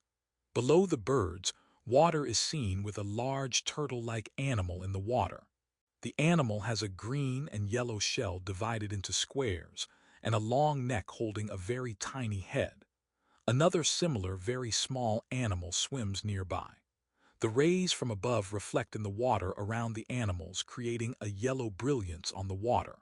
Figure 8. 26 Sky Woman. In some versions of the Turtle Island story, a woman descends from the heavens to create the world on the back of a turtle. This 1936 oil painting called Sky Woman by the 20th century Seneca artist Ernest Smith illustrates such a moment. Credit Sky Woman by Ernest Smith. 1936 by unknown/Wikimedia Commons, public domain. While we cannot know for sure, the woodlands mounds may have been connected to this ancient origin story. They certainly would have provided safety from river flooding in low-lying areas. During such times, the connection between the mound and the turtle floating in the water would have been difficult to miss. What purpose do you think origin stories like these served for the ancient people of the eastern woodlands? Do you think using preserved origin stories is a good way to understand ancient peoples and customs? Why or why not? The Hopewell tradition settlements began to decline in the 4th century CE, evidenced by a waning of mound building and trade. The precise reason is not clear, but larger kin group alliances may have broken down as a result of underlying religious issues. Beginning around 600, groups in the Midwest built a number of so-called effigy mounds. These are earthen mounds formed in the image of animals like wolves, bears, snakes, and birds. Like many earlier mounds, the effigy mounds were also burial sites, but they usually contained only a few individuals. In comparison to the earlier Hopewell mounds, they were generally constructed with less labor and in a shorter amount of time, possibly by just a few dozen people working for a few days. Early cultures of the American Southwest. Far to the west of the mound-building cultures, a very different cultural tradition formed in the arid landscape of the Southwest. Here, people began experimenting with maize varieties as early as the 3rd millennium BCE. By that time, Some groups in the region had begun planting maize in small plots along riverbanks and using it to supplement their hunter-gatherer existence. Exactly how maize reached the American Southwest from southern Mexico is not clear, but there must have been some sporadic contact between cultivators in the South and hunter-gatherer adopters farther north. However, for many centuries after maize was introduced into the Southwest, its cultivation remained limited to one small part of a lifestyle firmly rooted in hunting and gathering. It is possible that the arid conditions of the region necessitated greater mobility, and thus made the advantages of maize cultivation less obvious.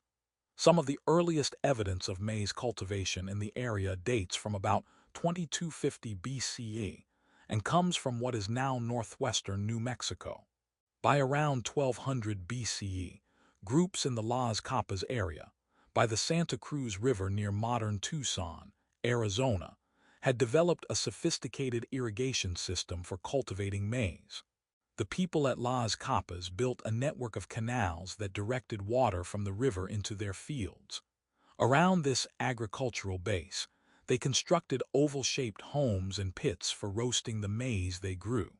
Over time, the homes became more elaborate and were organized in rings around courtyards. But even here, the cultivation of maize remained only a small part of a largely hunter-gatherer lifestyle, which included gathering goosefoot and piñons as well as hunting rabbits, bison, and deer. By around 500 BCE, the cultivation of beans was adding to the growing diversity of foods consumed in the Southwest. This change helped to encourage more dependence on maize since, nutritionally speaking, these two foods are complementary. Beans are a source of lysine, a necessary amino acid that maize lacks. Growing beans with maize also increases the nitrogen in the soil and preserves its fertility for longer periods.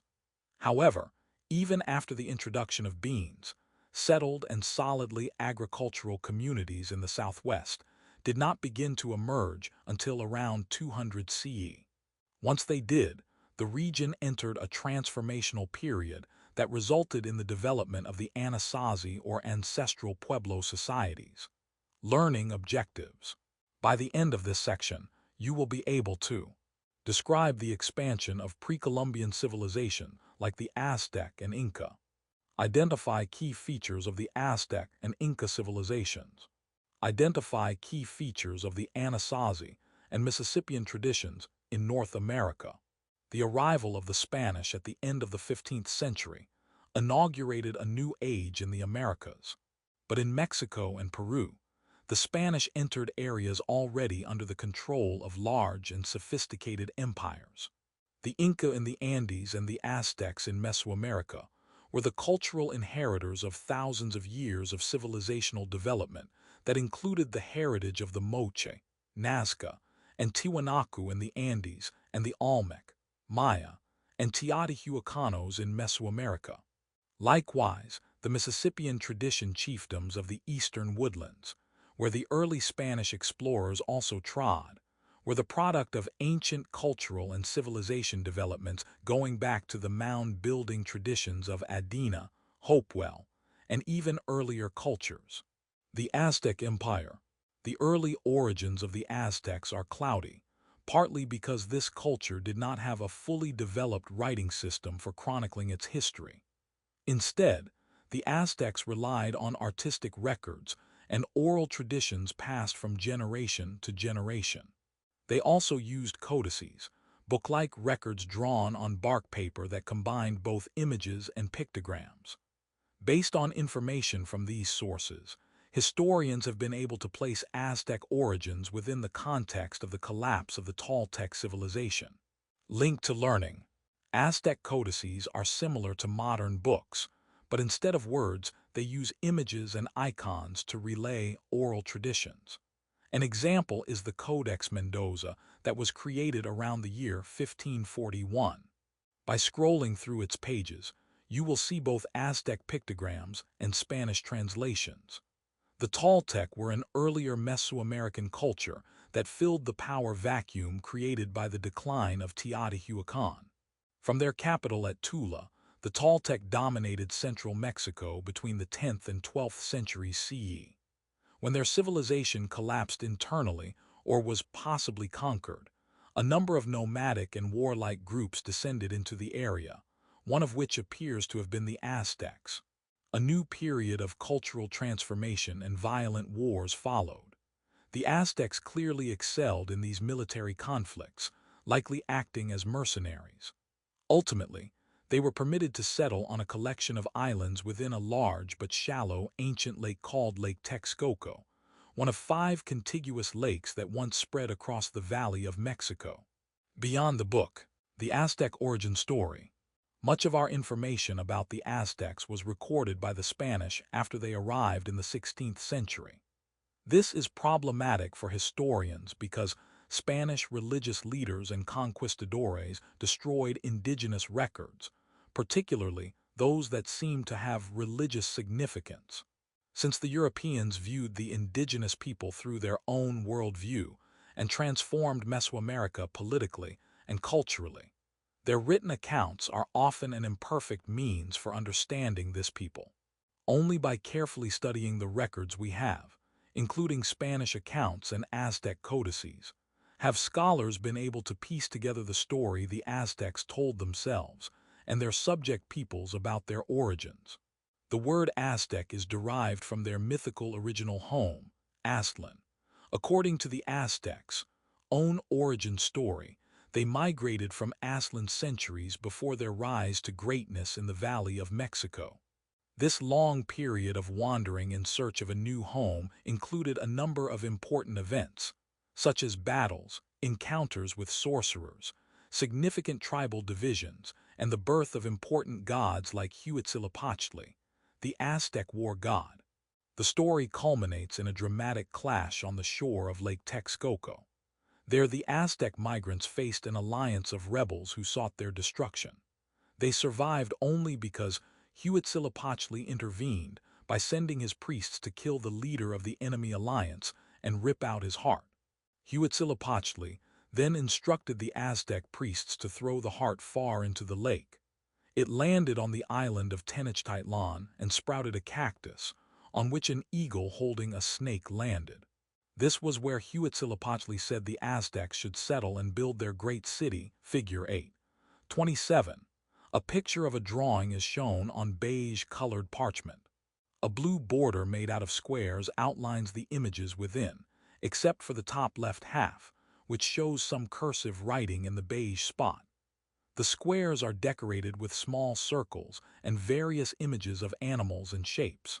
Inside the border, the top 2/3 show a blue rectangle with a thick wavy border and a blue wavy X in the middle, creating 4 triangles. In the middle of the X, a brown bird is seen with a black and yellow. An image is drawn on an off-white background. A soldier stands facing to the right in white garments with red and white striped socks and sleeves.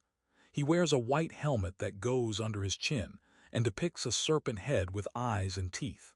Green and brown feathers come out of the helmet in the back. He holds a brown and yellow circle shield with 7 black and white striped circles on the front and brown, red, green, and yellow feathers coming out of the bottom. He holds a tall spear in his left hand. Behind him can be seen 3 tall red sticks with green feathers projecting from the top. A spear with a hand on it can be seen behind him, and script can be seen written alongside his spear, from top to bottom.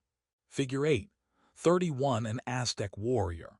Aztec warriors, like this one shown in a detail from the Codex Mendoza, c. 1542, trained from childhood to fight in wars for the empire. Credit: Tlaquetzalcoatl by unknown/Wikimedia Commons, public domain. The Aztec Empire also exacted tribute payments from its conquered territories. At its height, the empire consisted of 38 provinces, each expected to submit specific tribute to the imperial capitals. Occasionally, regions that resisted incorporation into the empire were given harsh terms. More often, the type of tribute demanded was related to the location of the tribute state and the goods it typically produced. For example, the Gulf Coast area was known for natural rubber production, and was assessed a tribute payment of 16,000 rubber balls for use in the Aztec ball game. Locations much closer to the capitals commonly provided goods like food that were expensive to transport over long distances. Those much farther away might be expected to provide luxury goods the Aztec elite gave as gifts to important warriors. Typical tribute items included cloth, tools like knives and other weapons, craft goods of all types, and of course, food. Tribute items could also include laborers to work on larger imperial projects. The Aztec tribute system functioned much like a crude system of economic exchange. Goods of all types flowed into the centers of power and the hands of elites, but they also made their way to commoners, who benefited from the diversity of the items the system made available. As a highly militarized society, Aztec culture prized perceived male virtues like bravery, strength, and fighting ability. Warriors were expected to sacrifice themselves to perpetuate the glory of the state. When they were successful in battle, they were adorned with rich cloth and celebrated by the masses. Aztec women operated within a more circumscribed world. They could not serve in the military or attain high positions within the state, yet they did not necessarily occupy a lower status than men. Rather, Aztec state culture emphasized the complementarity of women and men, with men expected to fill roles outside the home like farming and fighting, and women responsible for domestic chores like cooking and weaving. Aztec women thus often spent long hours grinding corn into meal and weaving clothing for the family. Their work could sometimes take them outside the home, such as to the markets where some gained considerable wealth as traders and served in leadership roles. As midwives and healers, women ensured that healthy children were born and that the sick were treated with medicines backed by centuries of knowledge about the medicinal properties of certain plants. Aztec society was made up of a number of social tiers. At the bottom was a large number of enslaved people and commoners with no land. Above these were the commoners with land. Before the imperial expansion, landed commoners had some limited political power. However, within the imperial system, they were relegated to providing food and service for the military. Above them were the many specialized craftspeople, merchants, and scribes. And above all commoners were the nobles, who used conspicuous displays of wealth to elevate themselves. They served in the most important military positions on the courts and in the priesthood. The members of the Council of Four also came from the noble class. The council's primary task was to select the Aztec emperor, or Huitzilopochtli, from the ranks of the nobility. The emperor occupied a position far above everyone else in Aztec society. His coronation included elaborate rituals, processions, speeches, and performances, all meant to imbue him with enormous power. Even high-ranking nobles were obliged to lie face down in his presence. The Aztec rulers had not always been so powerful or elevated so far above the masses. Their great authority and the ceremony of their office increased with the expansion of the empire. By the coronation of Moctezuma II in 1502, the office of emperor had reached its height, as had the empire. The expansion of the preceding decades had slowed, and demands for tribute and captives for ritual sacrifice were taking their toll and stirring resentment in many corners of the empire. It was into this context that the first Spanish explorers came. They were able to exploit the weaknesses in the empire and eventually bring about a new Spanish-centered order built on top of the old Aztec state. The Inca Empire. At around the same time, the Aztec Empire was expanding across Mesoamerica. An equally impressive new civilization was on the rise in the Andes region of South America. Known today as the Inca, its cultural and technological roots extend back to the earlier Andean cultures of the Moche, Nazca, and Tiwanaku. The heart of what became the Inca Empire was the city of Cusco, located more than 11,000 feet above sea level in the central Andes and northwest of the shores of Lake Titicaca. But centuries before it became an imperial city, It was a relatively modest agricultural community, where the predecessors of the Inca farmed potatoes and maize and raised llamas and guanacos. According to one Andean tradition, the origin story of the Inca began with a great flood that displaced four brothers and their wives, and sent them on a mission to find fertile land where they could settle. During the journey, one of the brothers acquired incredible and supernatural strength. Consumed with jealousy, the other brothers sealed him in a cave and left him to die. They continued on, somewhat remorseful, but on the outskirts of Cusco, two were mysteriously turned to stone. This left only one brother, Ir Manco, who reached Cusco, dipped his golden cane into the ground and founded the city. Figure 8. 32. A drawing is shown of a figure inside a circle decorated on the perimeter with dark designs. Across the top of the circle words are seen. Armenu Capac Primer Rey del Cusco. Inside the circle on a dark blue background, a figure faces to the right looking at an orange and green bird in his left hand. He is dark-skinned, wears a gold crown with a bull head at the front with large horns. A gold circular earring hangs from his ear. His robe is richly decorated with orange, blue, black, and yellow colors with gold stitching on the edges. Gold sleeves show from beneath his robe. In his right hand he holds a scepter with a gold pointy top. Behind him, a brown furry animal sticks its tongue out and licks the robe. The animal's ear is close to his body and he has a large snout. The bottom of the circle encasing the figure is decorated with black, blue, and red designs. Figure 8. 32 Ir Manco. This 18th century depiction of Ir Manco, by Inca tradition the founder of the city of Cusco, names him its first king and shows him with his golden staff. Credit. Manco Capac First Inca, one of 14 portraits of Inca kings, by Dick S. Ramsay Fund, Mary Smith Dorward Fund, Marie Bernice Bitzer Fund, Frank L. Babbitt Fund, the Roebling Society, the American Art Council, Anonymous, Maureen and Marshall Coggin, Corinne B. Cohen, Georgia and Michael de Havenon, Harry Kahn, Alastair B. Martin, Ted and Connie Roosevelt, Frietta and Milton F. Rosenthal, Saul Schraber in memory of Ann Schraber, Joanne Whitty and Eugene Kalin, Thomas L. Pulling, Roy J. Zuckerberg, Kitty and Herbert Glantz, Ellen and Leonard L. Milberg, Paul and Therese Bernbach, Emma and J. A. Lewis, Florence R. Kingdon / Brooklyn Museum / Wikimedia Commons, public domain. The fantastical story of the Ir brothers, with its descriptions of magic and supernatural events, is clearly partly fictional, and it is not the only origin myth about the Inca. However, it may preserve a kernel of truth about the early group that founded Cusco, perhaps after some type of migration prompted by changes in climate. We may never fully know, but based on historical and archaeological evidence, we do know the people of Cusco emerged as agricultural villagers by around 1000. Through both peaceful and violent means, they assumed a dominant position in the larger surrounding region. Over time, their numbers grew, and they became one of a number of small military powers in the Andean region, centered on the growing city of Cusco.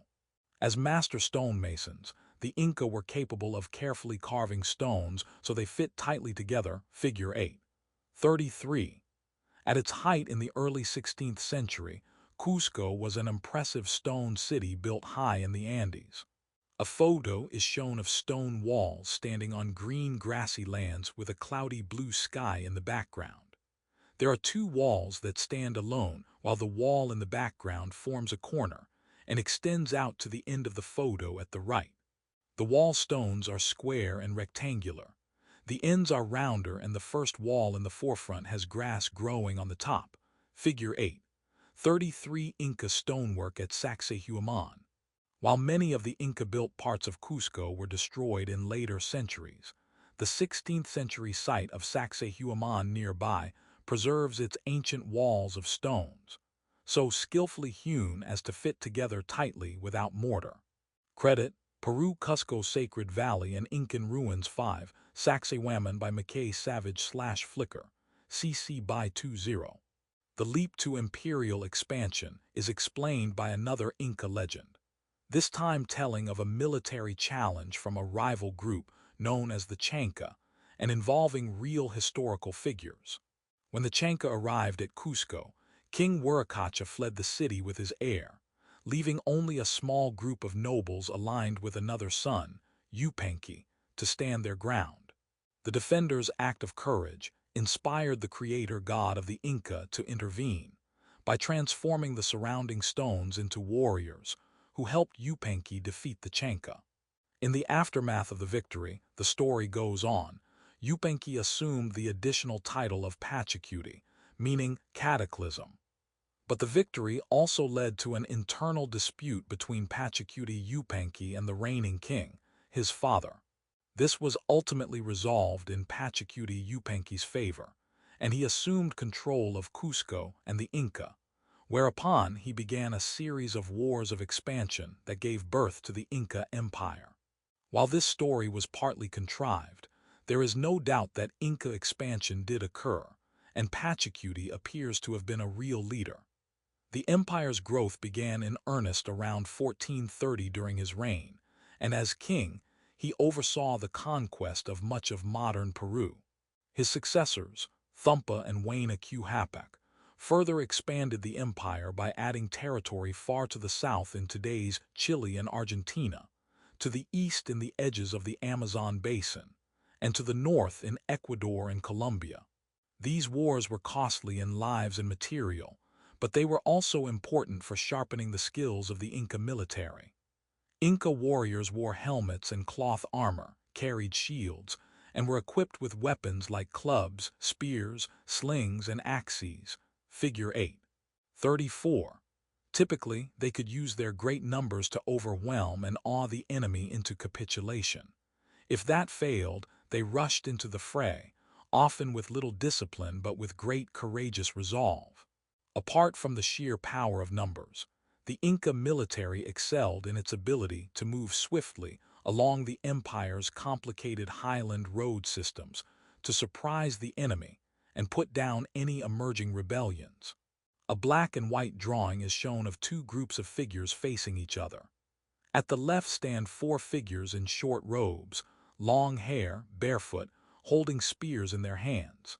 Behind them can be seen more heads and spears, but no details. At the right facing the first group stands a soldier in a short decorated robe, shoes, leg wraps, feathered helmet, and holding a shield. Behind him are two other soldiers in helmets and holding weapons and a shield. Above their heads can be seen spears, whips, and axes. Figure 8. 34 Inca soldiers. The Inca armies could use their vast numbers to intimidate rivals into capitulation. In this 17th century image by Juan Poma de Ayala, a Peruvian chronicler of the Spanish conquest, the Inca soldiers in their feathered helmets are on the right, and their enemy faces them on the left. Credit Juan Poma de Ayala's picture of the confrontation between the Mapuches left and the Incas right, by unknown/Wikimedia Commons, public domain. The empire created through conquest was divided into 4 administrative regions controlled by close relatives of the emperor. Figure 8. 35. Each region was then broken down into a number of provinces, organized generally along ethnic lines and ruled by an imperial governor selected from the Inca nobility. A great variety of crops were produced across the empire, including potatoes, coca, cotton, and maize. Surpluses were held in large storehouses to feed the armies and provide sustenance in times of famine.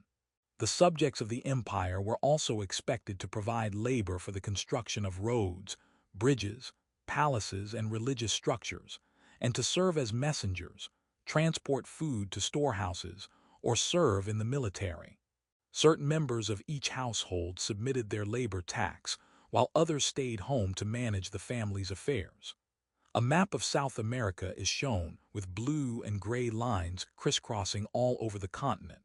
The Pacific Ocean is labeled to the west, and the Atlantic Ocean is labeled to the east.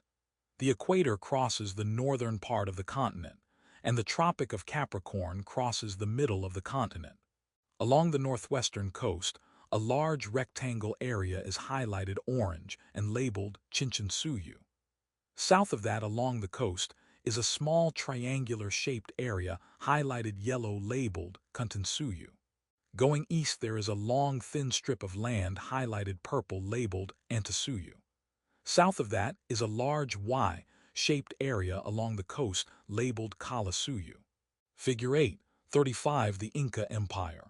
At its height in the early 16th century, the Inca Empire controlled an enormous area that reached from modern Colombia down into modern Chile and Argentina. It was divided into 4 administrative regions: Chinchinsuyu, Antisuyu, Kuntinsuyu, and Kalasuyu. Attribution: Copyright Rice University, OpenStax under CC by 40 license. In their own words, Inca Quipus, writing with string. Unlike the Maya, the Inca did not have a writing system that could be inked into a codex or carved in stone. But they did have an ingenious record-keeping and communication system that relied on a portable device called a quipu, made of a great number of knotted strings. Figure 8:36. A picture of a long dark string running across the top of the image is shown. From the string hang down varying lengths of frayed strings tied to the original string at the top, with knots in them at various locations on the string. 2 small loose pieces of string are seen at the bottom, and a tag is seen at the top with black lines running vertically with numbers below. Figure 8:36. An Inca quipu. The quipu of knotted string was a complex but portable Inca recording device. This fragment was made between 1400 and 1600. Credit: Quipu fragment by Yale University Art Gallery / Wikimedia Commons, public domain. While many were destroyed by the Inca and later the Spanish, and much knowledge necessary to decipher them has been lost, surviving quipus have been carefully studied. They could record quantitative information like census and tax data, land allocations, the movements of armies, and astronomical observations. They also held qualitative information like ideas and possibly even poems. Different colored strings and different types of knots that could be tied, untied, and retied made many thousands of combinations possible. The Spanish were reluctant at first to believe that quipus accurately preserved information. The 16th century explorer Pedro de Cieza de Leon reported, "When I was at Marcavilca, in the province of Zoxa, I asked the Lord Guacarapura to explain it in such a way as that my mind might be satisfied, and that I might be assured that it was true and accurate. He ordered his servants to bring the quipus, and as this lord was a native and a man of good understanding, he proceeded to make the thing clear to me. He told me to observe that all that he, for his part, had delivered to the Spaniards from the time that the governor Don Francisco Pizarro arrived in the valley was duly noted down without any fault or omission. Thus I saw the accounts for the gold, the silver, the clothes, the corn, sheep, and other things, so that in truth I was quite astonished." Pedro de Cieza de Leon, the second part of the Chronicle of Peru, translated by Clemens R. Markham. According to Garcilasco de la Vega, born in the 16th century to Spanish and Inca parents, quipus could even record poems. They were composed in accordance with a fable they had, as follows. They say that the Creator placed a maiden, the daughter of a king, in the sky with a pitcher full of water which she spills when the earth needs it, and that one of her brothers breaks it occasionally, and the blow causes thunder and lightning. The fable and verses, Padre Blas Valera says he found in the knots and beads of some ancient annals in threads of different colors. Garcilasco de la Vega, Royal Commentaries of the Incas and General History of Peru, translated by Harold V. Livermore. Why might the Spanish have destroyed many quipus? How would you go about translating a quipu? What methods might you employ? Apart from military violence and an organized imperial administration system, the Inca used religious symbolism to hold their empire together. A complex ritual calendar was overseen by religious experts whom the king and nobles regularly consulted before making political or military decisions. The Inca used human sacrifice in some rituals, but apparently not as readily as the Aztec of Mesoamerica. Among their most important deities was the sky god, who could manifest in a number of different forms such as the creator god Huaracacha, the thunder god Ilapa, and the sun god Inti. Inti was of particular importance because Inca rulers claimed direct descent from him. They constructed temples to Inti around the empire, encouraged his worship, and incorporated representations of conquered peoples into Inti's key temple in Cusco. In this way, the Inca cemented stronger ties between their rulers and the large and diverse empire they had created. Linked to learning. In the 15th century, the Inca built a large palace complex high in the mountains above Cusco that is now called Machu Picchu. You can tour the impressive ruins of Machu Picchu at this link. One of the empire's most important features, and one that held its expansive territory together, were the many roads and bridges that laced through its vast domains. Unlike the Aztec Empire, which expanded across a far more topographically consistent landscape, the Inca Empire included large mountain ranges, canyons, deserts, and narrow coastal valleys. Travel and communication were difficult in this extreme landscape and necessitated a technologically sophisticated road and bridge system. While elements of the network predated the Inca, it was under Inca rule that the larger network was expanded and greatly improved. At the height of the empire, the system may have included as many as 25,000 miles of roads. These roads were as diverse as the landscape itself, including straight passages across flat land, winding paths and staircases around and up mountains, and numerous canyon-spanning bridges made of rope, stone, and wood. Figure 8. 37.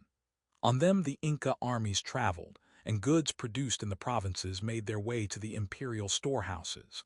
A photo is shown of a hilly landscape with green bushes along the bottom. A white rocky path is shown in the forefront. Figure 8. 37. An Inca road. The mountainous terrain of the Inca Empire necessitated roads like this one to connect the many important cities and regions. Credit. Stone Steps and Mountains on the Inca Trail by MX. Granger/Wikimedia Commons, CC010. Like the Aztec Empire, the Inca Empire had just reached its height on the eve of the Spanish arrival in the early 1530s. Diseases brought by Europeans had already weakened it by then, even leading to the untimely death of Emperor Huayna Capac in 1528. Just a few years later, the Spanish conqueror Francisco Pizarro reached Ecuador with his small army. There he found new Inca subjects eager to ally themselves with a possible enemy of the empire, while the Inca themselves were in the midst of a minor civil war over who would ascend the newly vacated throne. By 1532, the Spanish had entered the conflict and emerged masters of the empire, upon which they constructed their own system. Complex societies in North America. After many centuries of cultivating maize to supplement their hunter-gatherer lifestyle, around 500 BCE, groups in the American Southwest began to establish permanent villages supported by farming. Over the next few centuries, settled villages with permanent homes supplied with large storage pits for maize proliferated across the region. The agricultural peoples of these villages are often subdivided into three major cultural groups: the Mogollon tradition in the south, the Hohokam tradition in the west, and the Anasazi or ancestral Pueblo tradition in the north. Figure 8. 38. They were in contact with each other and shared a number of similarities. Their early settlements consisted of a number of oval and circular pit houses, partly underground and built of wooden poles covered in dried mud. These could be ventilated by rooftop openings accessible by internal ladders. Such homes were especially well suited to the sun-drenched environment and provided a cool escape from the hot outside temperatures. They also efficiently preserved heat during winter, when conditions could get exceedingly cold. A map is shown of an area of land. In the southwest corner, the Pacific Ocean is labeled next to a thin slice of land highlighted green and labeled Baja California Sur. To the east of that is the Gulf of California. The states labeled in the map from north to south are Utah, Nevada, Colorado, Arizona, New Mexico, and Texas. An oval section of the map comprised of eastern Nevada, southern Utah, southwestern Colorado, northern Arizona, and northwest New Mexico is highlighted green and labeled Anasazi. Within this green area, the Colorado River is labeled as well as three areas with red triangles: Mesa Verde, Canyon de Chelly, and Chaco Canyon. To the west, an oval area is highlighted purple.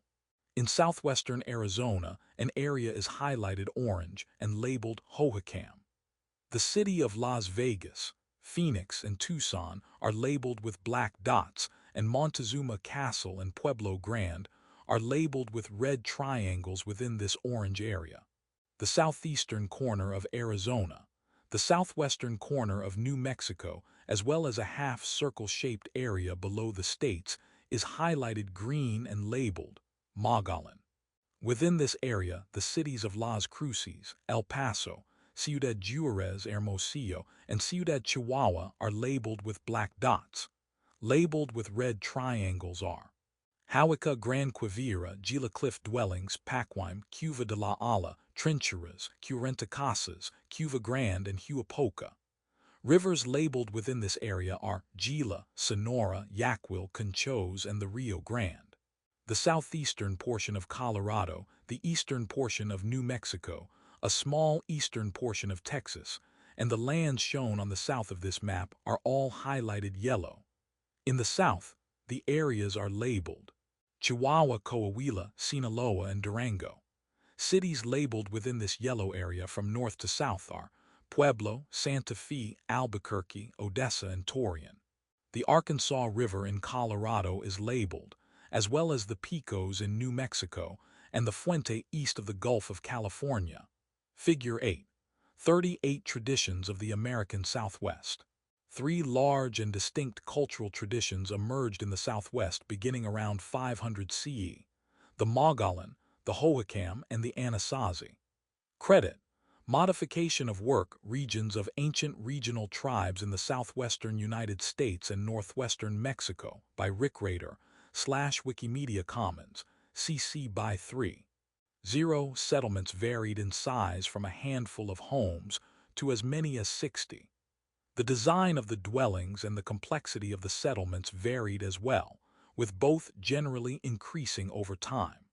By around 700, for example, large ceremonial meeting house structures called kivas had become common in the central and northern areas. These were likely the local centers of religious ceremonies and civic life. In the centuries after 700, the settlements evolved into larger collections of multi-room structures built of dried adobe clay and stone. By 900, similar permanent settlements dotted the larger southwestern landscape, including in modern New Mexico, Arizona, Colorado, Utah, Texas, and the Mexican state of Chihuahua. Some of the most impressive settlements that remain include Pueblo Bonito in New Mexico, Cliff Palace in Colorado, and Casas Grandes in Chihuahua. Pueblo Bonito in Chaco Canyon began to expand into the large masonry settlement visible in its ruins today around 800, when its residents abandoned their pit houses for the larger Pueblo-style rooms. Pueblo architecture used stone or wooden frames covered in adobe clay. The houses and other buildings made in this way tended to have flat roofs that could be used as terraces. At Pueblo Bonito, the houses were organized in a U-shape around the old pits from the pit houses, which were then used as kivas. This settlement reached its peak around 1000, which may have meant a modest population of about 100 people, though its 600 Pueblo rooms could have housed as many as 1,000. In addition to being an important agricultural settlement, Pueblo Bonito was a major ceremonial center and likely attracted groups from the surrounding area for significant events. Some residents were clearly of particular importance, as indicated by the 130 burial sites and associated objects discovered there. In addition to Pueblo Bonito, at least 70 other communities of varying sizes were scattered across the larger Chaco Canyon area. The total population of these settlements may have included as many as 5,500 people. Connections between them are suggested by shared pottery and architectural styles, and by the network of roads that pass through some settlements while radiating outward from the canyon like spokes on a wheel. A long period of drought after 1130 led the residents of Chaco Canyon and Pueblo Bonito to abandon their settlements for other areas that promised sustenance. By about 1200, the old settlements were empty. Some 80 miles to the north in Mesa Verde, conditions were wetter and natural resources more plentiful, and groups there built a number of impressive cliffside dwellings. Construction of one of the largest settlements, today called Cliff Palace, began around 1190. Archaeologists believe this settlement was made as a defensive measure when competition for scarce resources was becoming more intense. Similar cliffside settlements were built in other places in the region for the same reason. Cliff Palace had 23 kivas and 220 rooms made of sandstone, mortar, and wood. They extend up the side of the cliff, some towering 26 feet tall, figure 839. Like Pueblo Bonito, Cliff Palace also likely had a population of about 100 people. And for just over a century, the settlement prospered, until expanding drought conditions forced the residents to abandon it, and the many other Mesa Verde settlements around 1300. A photo is shown of a black and beige cliff at the top. Below the cliff are seen remains of stone buildings. The buildings run the length of the photo and are stacked in tiers of varying heights. They go deep into the canyon below the cliffs. Windows and doors can be seen on the buildings, and walls are seen in varying sizes all over. 10 round areas set into the ground are seen toward the right of the canyon. A path is seen running the length of the photo along the front of the structures. Trees are seen at the right of the photo, while bushes are seen along the bottom right where the ground dips down. At the left, more canyon walls are seen. Figure 8. 39. The Cliff Palace. Construction of the impressive cliffside dwellings at the Cliff Palace site in modern southwest Colorado began about 1190. Residents used wooden ladders to reach their elevated homes. Credit: Trail of the Ancients Cliff Palace at Mesa Verde National Park, by U.S. National Archives and Records Administration /Wikimedia Commons, public domain. Far to the south of Mesa Verde were the settlements of the Mogollon tradition. One of the more impressive is known today as Casas Grandes or Pacuime, figure 8. 40. Set in a flat, arid portion of northern Chihuahua, Mexico, near the modern U.S. border, Casas Grandes emerged as an important agricultural settlement in the 14th century. Far more agriculturally productive than its northern Anasazi neighbors, Casas Grandes may have had a population of almost 2,300 people at its height. These people lived in adobe structures clustered close together and surrounded by a large enclosure wall. A photo is shown of a flat, sandy landscape in the front with clear blue skies in the back. In the middle stand the ruins of a brown structure. Rounded walls are seen with rooms visible with no roofs. The rooms appear in a maze-like formation. A lone tower stands on the left. Mountains can be seen in the far-off distance. Figure 8. 40. Casas Grandes. The ruins of Casas Grandes stand as a testament to the productivity of this once large city. Its population, more than 2,000 at its height in the 14th century, was far larger than that at settlements like Pueblo Bonito or Cliff Palace.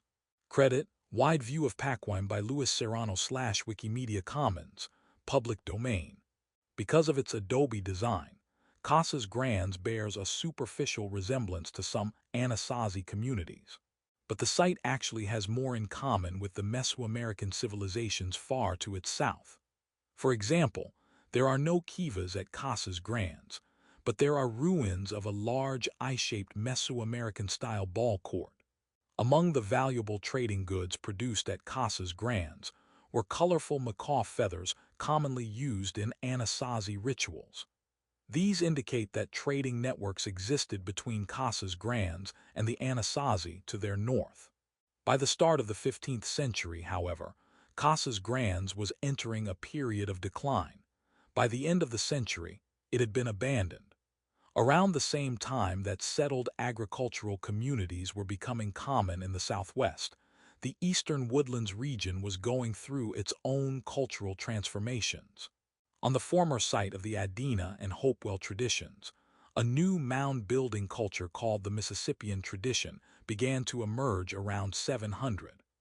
This large and sophisticated culture constructed some of the biggest and most impressive of all the ceremonial mounds in the region. The Mississippian tradition was apparently sparked by the adoption of maize agriculture from much farther south. Maize may have arrived in the eastern woodlands as early as 800 and was adopted by groups already accustomed to farming edible plants like sunflowers and bottle gourds. By 1000, its cultivation had become common throughout the region, even among groups that had not used agricultural techniques before. Bean cultivation was also spreading around the eastern woodlands, and at about the same time, people in the area began to use the bow and arrow, especially for hunting small animals like birds. Combined, these changes brought about a major cultural shift in the eastern woodlands, marked by the appearance of large settled agricultural communities and the spread of common cultural, architectural, and technological practices. A number of settlements arose throughout the Mississippi River Valley and as far away as Georgia and Florida. Most were small chiefdoms built around one or just a few earthen mounds. Occasionally, smaller settlements were grouped into larger chiefdoms, and in a few important places, the settlements were exceptionally large, with populations in the thousands. Archaeological discoveries reveal that these settlements communicated and traded with each other, maintaining large trading networks that linked their many urban centers. Artifacts have been found many hundreds of miles from the site of their manufacture, and common architectural and artistic details suggest that cultural ideas too were disseminated far and wide. The Mississippian site at Cahokia near modern St. Louis is possibly the most elaborate and important research thus far. Earlier settlements nearby were smaller and date to about 600. But around 1050, the large urban center of Cahokia began to emerge, reaching its peak about 1250 before experiencing a gradual decline. At its height, Cahokia and its surrounding settlements covered nearly 4 square miles, had a population as large as 16,000 people, and included well over 100 different mounds. At the center was a network of large mounds organized around a 100-foot-tall temple mound, built in stages with a wooden structure at its summit, and a large staircase leading up from the surrounding plaza, figure 8. 41. Wood and thatch houses of various sizes radiated out from the central plaza and into the surrounding maize fields. Around the central complex of mounds and the homes of the elite was a large defensive wall, with watchtowers spaced at intervals around it. A photo is shown of a large, two-tiered mound with brown grass growing on it, and a staircase leading from the bottom left to the top with railing on the sides. The grass at the bottom of the mound is green, and a path can be seen in front of the mound, running the length of the photo. The blue sky can be seen in the background, with white clouds and trees are seen in the far left. Figure 8. 41 Monk's Mound at Cahokia. The terraced remains of Monk's Mound at Cahokia, completed around 1100, stand today as the largest human-made earthen mound in North America. It rises almost 100 feet above the surrounding landscape. Credit: Monk's Mound Panorama by Tim Vickers / Wikimedia Commons, public domain. Other mounds at Cahokia served as burial mounds and platforms for ritual performances. Some of the rituals included human sacrifice, not unlike those common in Mesoamerica. One of the excavated mounds at the site contained the remains of several dozen sacrificial victims. At the base of this mound, archaeologists found the remains of 2 men, one buried face down, one face up. The man facing up had been placed on a bed of more than 20,000 shells arranged in the shape of a large bird, suggesting that he was a particularly important person. Among the items buried with this birdman were hundreds of arrowheads, copper pieces, and a number of stones, elements of a ritual ball game called chunky that may have had the same significance for the Mississippians as the rubber ball game had for Mesoamerican civilizations. Figure 8. 42. An image of a painting is shown. In the painting, a large group standing in a circle in smaller clusters, watching two figures in the middle throw long, thin sticks on a green grassy area with mountains in the far background and a green, yellow, and blue hazy sky. All of the figures are colored reddish, and most wear just loincloths which blend in with their skin colors. Most have feathers in their hair. A group on the left holds long, thin sticks, as do a few in the group on the far right. Two figures in the middle wear long, light-colored robes with red designs. Some figures sit on the ground in the right forefront of the image. Dots represent eyes and short lines represent mouths on a few of the figures, but most show no facial features. Figure 8. 42. The Game of Chunky. In this painting by the widely traveled 19th century artist George Catlin, Native Americans living in North Dakota are shown playing the game of chunky. The roots of this game, played with sticks and a rolling disc, go back to the time of Cahokia and perhaps much earlier. Credit: Chunky, a Mandan game played with a ring and pole by George Catlin / Smithsonian American Art Museum / Wikimedia Commons, public domain. The birdman's identity is not clear, but whether a leader, a shaman, or even an important warrior, he was a member of Cahokia's elite. Cahokia and other large Mississippian settlements had a distinct nobility with access to luxury goods, and a surplus of food produced by a large population of commoners who did agricultural work. Sites like Cahokia likely derived their power from their ability to exact tribute from surrounding groups, and from their control of long-distance trade routes that brought exotic items such as marine shells, rare stones, copper goods, and the feathers of colorful birds from distant lands. Link to learning. Learn more about the history and archaeological discoveries of Cahokia at the Cahokia Mounds Museum Society website. You can also explore an interactive map of Cahokia at this link. Despite Cahokia's obvious power, the settlement was relatively short-lived. By 1250, it had entered a period of decline, and ultimately it was abandoned. This did not mark the end of the Mississippian tradition itself, however. Sites like Moundville in Alabama, Etowah in Georgia, and many others bloomed in the wake of Cahokia's demise. However, by about 1375, these large chiefdoms had begun to collapse as well. As the larger Mississippian tradition declined, so too did the long-distance trade routes. The people who had once lived at the large settlements became more dispersed across the eastern woodlands, leading to the emergence of a number of new groups. By the time the first Spanish explorers arrived in 1539, Cahokia was long gone. But from the records the Spanish kept, we know there were still a number of smaller chiefdoms scattered across the eastern woodlands. These were clearly different from the earlier Mississippian chiefdoms, but they still displayed many of the cultural traditions that had arisen centuries before.